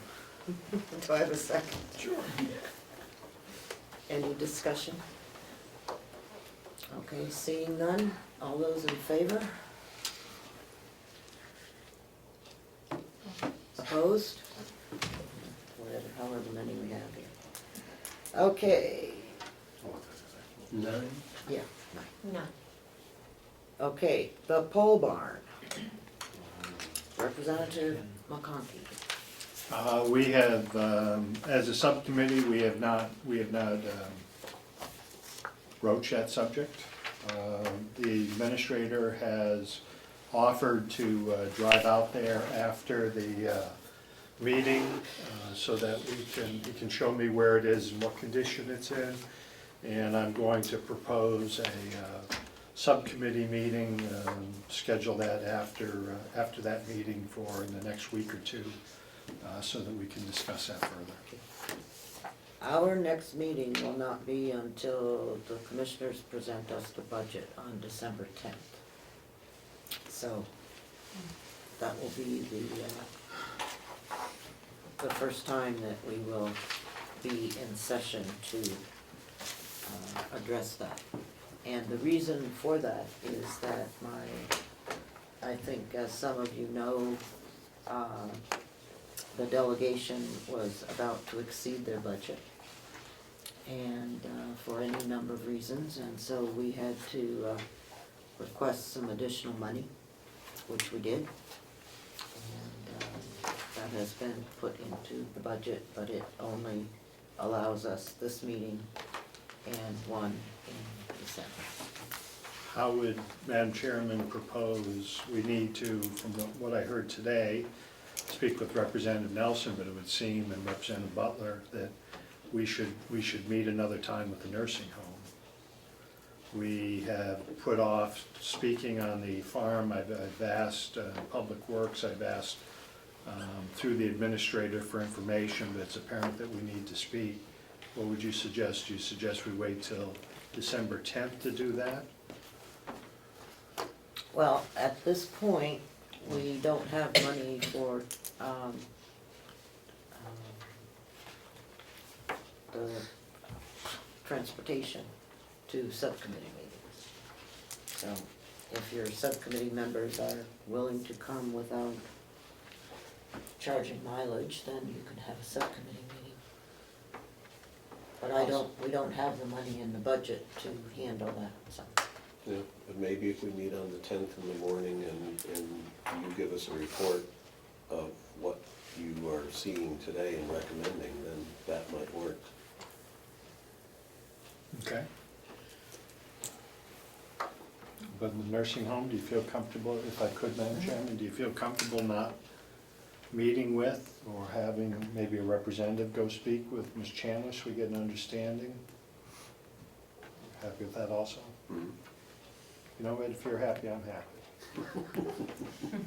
Okay, we'll do that. Is that sorry, Representative Nelson? Okay. So pole barn, we will delay until December 10th. And you will have a report on the nursing home.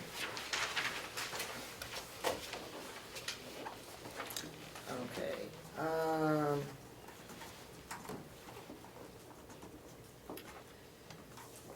Okay, the approved transfers are located in a yellow folder that Ken has on his desk, and just leave them there, please. And we will, if anyone wants to take a look at what's been approved, after Representative Butler and Representative McConkey sign it, then we will, you can go through it. And also, for everyone's information, Cheryl at the front office has copies of all the transfer requests. So anytime you want to look at those, they're available there. And anything that has been approved, she has something from us to identify that. So we're not trying to hide anything from anyone. We're just trying to make sure that we have a good trail of what is going on. Okay, Representative Ticehurst mentioned this, committee, that was the creation of a budget and finance subcommittee to work with the administrator, commissioners, and financial officers, and that the committee be composed of 5 people appointed by the chair.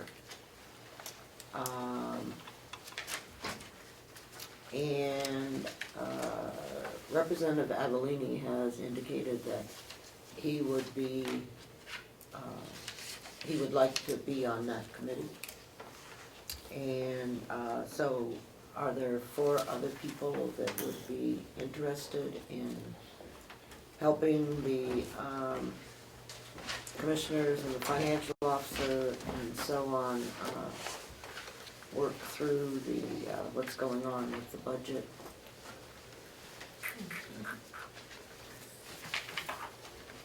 We're missing quite a bit. Yeah. Well, Well, nobody, it looks like a hill from Bolivia.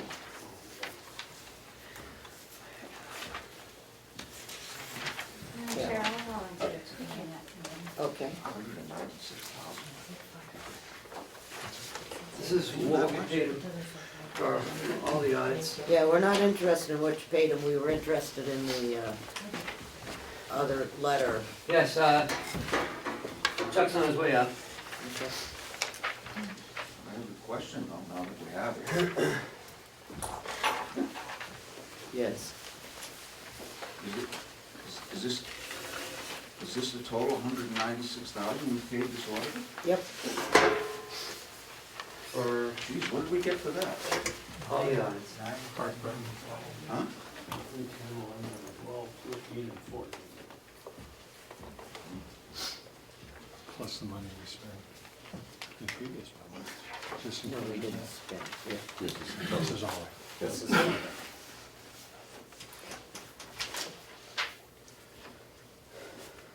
Okay, so you have the, whatever you call that letter? We have 2. One is of the financial statements and one's to the audit. The audit is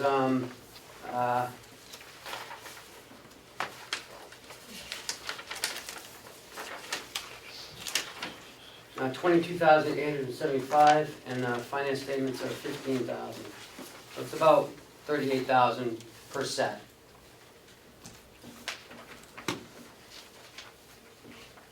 Question? What's the date on the letter? February 11th, 2/15. Right, 2000.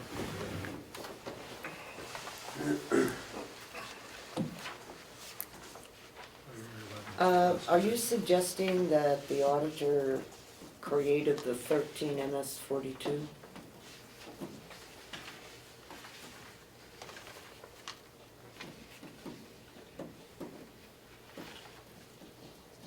I'm sorry, I didn't hear the question. He said, I didn't think he'd done this. In the MS 45, or Hmm? just the MS 45, Yeah, the financial statement, not the 42. oh, okay. Okay. So, that was known in February. Okay.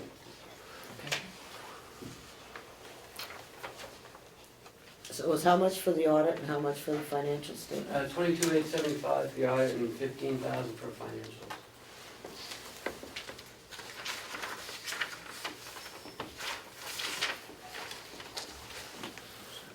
And when did you start working with us? July 25th, 27th.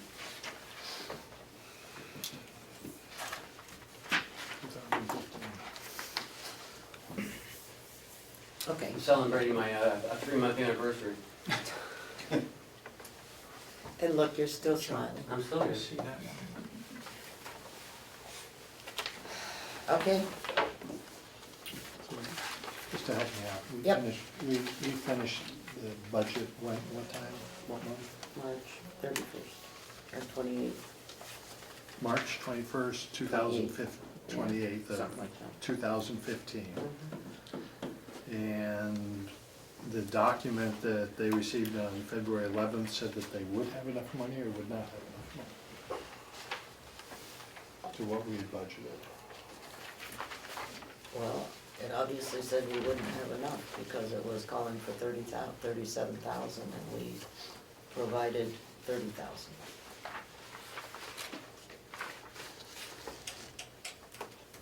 Right. Is that oops or is that? We didn't ask for the documents. Nor did they provide us the information. Right.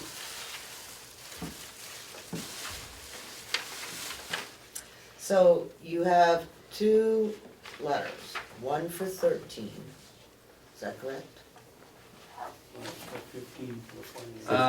It's for year ending December 31st, 2014.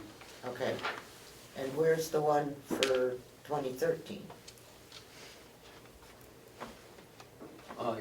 You didn't ask for 2014. They're exact copies of each other, just different years on them. And so, was that at the same time? Yes.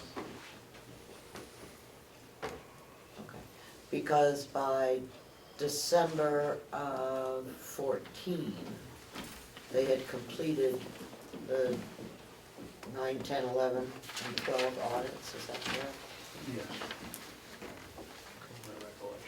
Okay.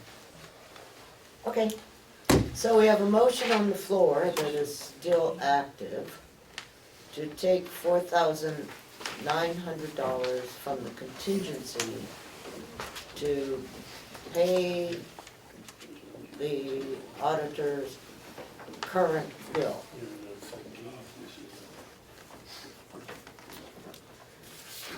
Okay, I would assume that people would prefer to have a roll call on this. Is that correct? Or do we want to show of hands? Show of hands is fine for me. Mark? I'll be voting against, so you'll know which hand's mine. Alright.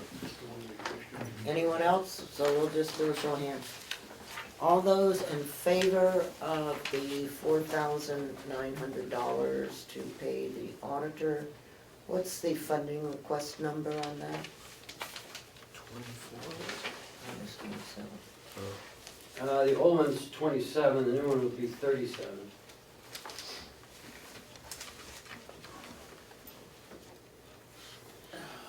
Is that the one you gave me this morning? No. No, I thought the one you gave me this morning was 37. no ma'am, I've held on to that. Well, this one here is number 37, and it's called nursing. So that's the one you gave me this morning that hasn't been approved. So it can't be 37. I didn't fill this one out. Well, I know, but you gave it to me. Well, I don't care who filled it out.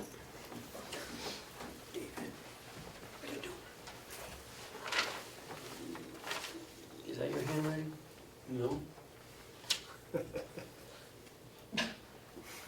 So what's the number that we're approving? I think that's Kathy's.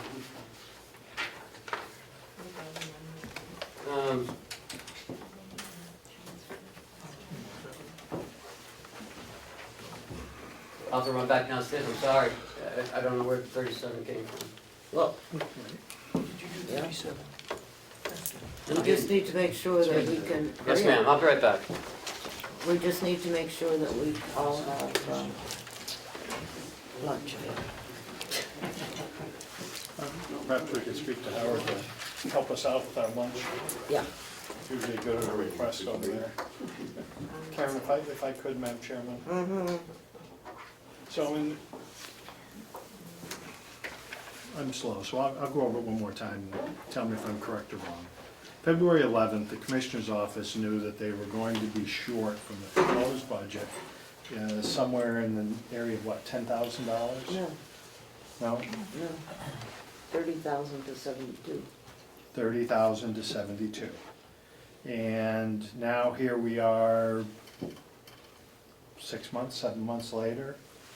And we're just now looking, we've known we've had this problem coming up, but now we're just looking at it and saying, take it out of our contingency. I understand they're working hard to find monies, but, I mean, this should have been on a sticky note somewhere, stuck up on the top of a file somewhere, that this is coming forward. And I would hope, I know going forward we won't have this problem because they'll be addressing this going forward, but our contingency fund is dropping like a rock. And I just won't support it. Need to look internal.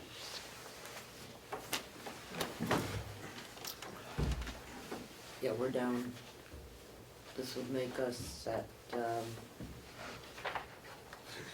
we've taken 34, this would be 38, 39, out of the 100,000 that we put in.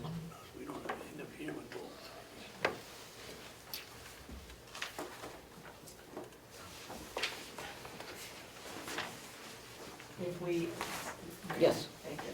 If we ask them to fund it internally, then we're asking them honestly to find all of it internally, not just the 4,000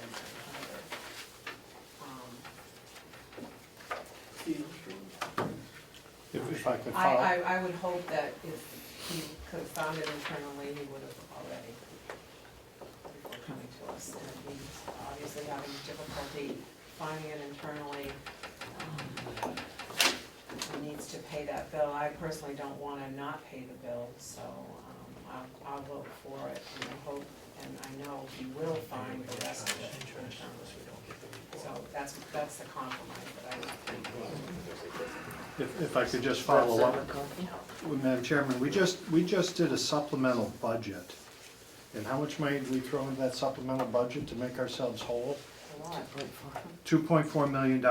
It would seem reasonable to me that I would, as a commissioner, would have looked hard and tried to decide what expenses I needed to get myself through before I asked the people from Carroll County to come up with more money.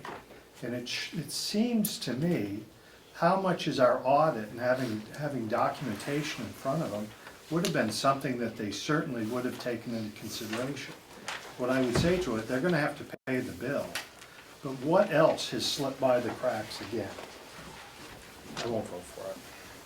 I'm sorry to delay the conversation. So this, 4937. Oh, This is what they've already done. and I was supposed to, they took away, they didn't get money because we have not looked at this one. Right. Okay.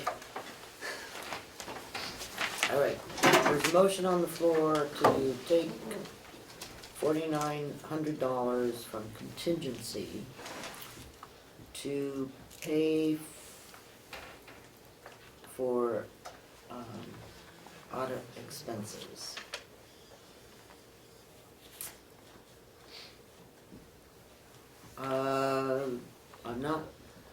I'm not going to, okay, and then there's also on here that he's taking $4,500 from dues, licenses, and subscriptions. So the total bill is 9 and 5 is 14, $9,400. Yes, 9,000.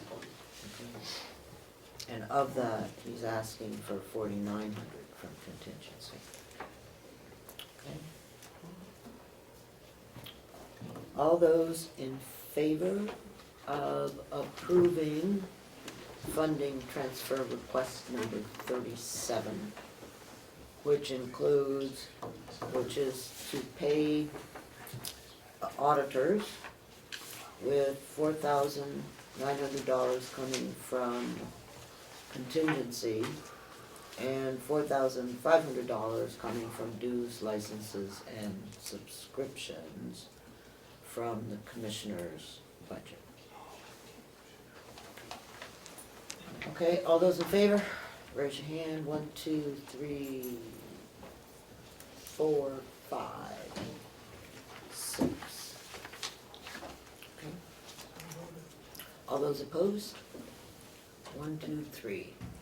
6 in favor, 3 opposed. Okay, Thank you. now, Chairman, yes, is there a way to, any other additional monies that this person gets, it's not till we have a report in hand? No, it doesn't work like that. He gets paid in full before we get the audit, and he's made that clear. I voted, we gotta get this behind us. This is absolutely I just agree. making us Years. not happy. I voted yes, obviously, but I just wanted this out of the way. This is ridiculous. I do too. okay. I think that the message that I'm hearing is that using the contingency is probably the last thing we want to hear, Yes, ma'am. especially, okay. Okay, can I, are there any public comments? Okay, seeing none, could I have a motion to go into convention? Second. Will there be an opportunity for other business after? It doesn't require a vote. It was something you asked me to bring up. You're right, no, we can't go into convention yet, go ahead, I'm sorry. So we were just going to discuss winter break because the House goes on a winter break in February. And I was just wondering if we were also going to go on break and it was safe to schedule a trip. No. From my perspective, okay, it is Perhaps you safe, could tell us when you're going. it's the week of February 18th, right? Is that, That's not what's sticking in my head, but I'm not good with dates, but it's in the House calendar, so whatever weekend it is. okay. I will just not schedule a meeting now, there may be some subcommittee meetings, but it's early enough in the decision-making process that it won't be final votes on anything, okay? So, if you're going to the Caribbean, you could buy 2 tickets. Oh, you more? Warm, it's Caribbean. Make the auditor birthday.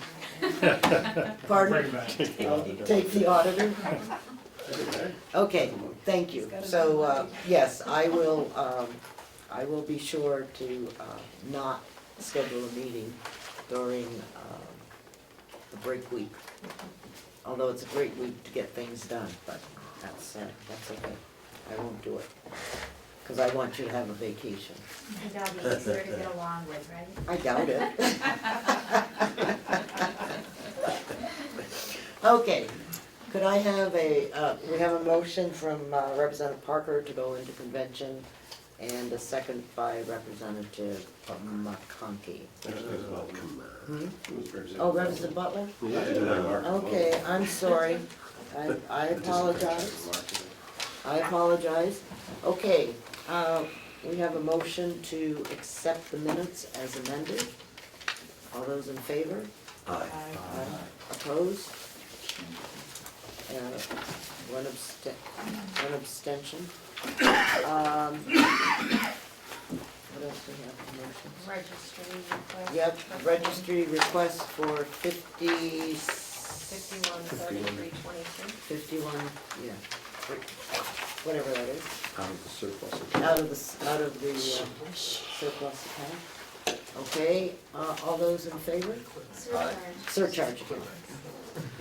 Opposed? Equipment account. Yeah, equipment account? Okay, we've got it right. I think that's all we have. The auditor money Oh. and the contingency. Oh, yeah, I forgot. The approval of funding transfer request number 37, which took $4,900 from the contingency fund and put it into the audit. All those in favor? Opposed? same vote. 6-3. Yeah, 6-3. Anything else, Melissa? Like it. Just those three. Anybody else? Have any? Can I have a motion? So moved, come out. Okay, come on. Second by Representative Crawford. All those in favor? Aye. All those opposed? Do I have a motion to adjourn? So moved. Okay, Representative Butler, Representative Parker. So I'm not sure exactly what the date is. Do you know, Commissioner Sorensen, when the budget hearing? Is it just on the? You have to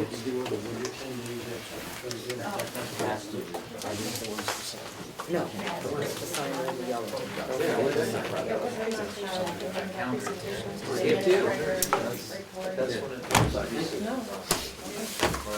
How's it going?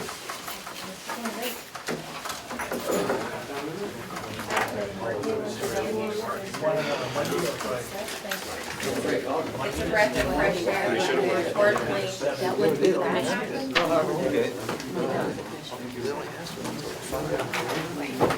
I'm glad it brought up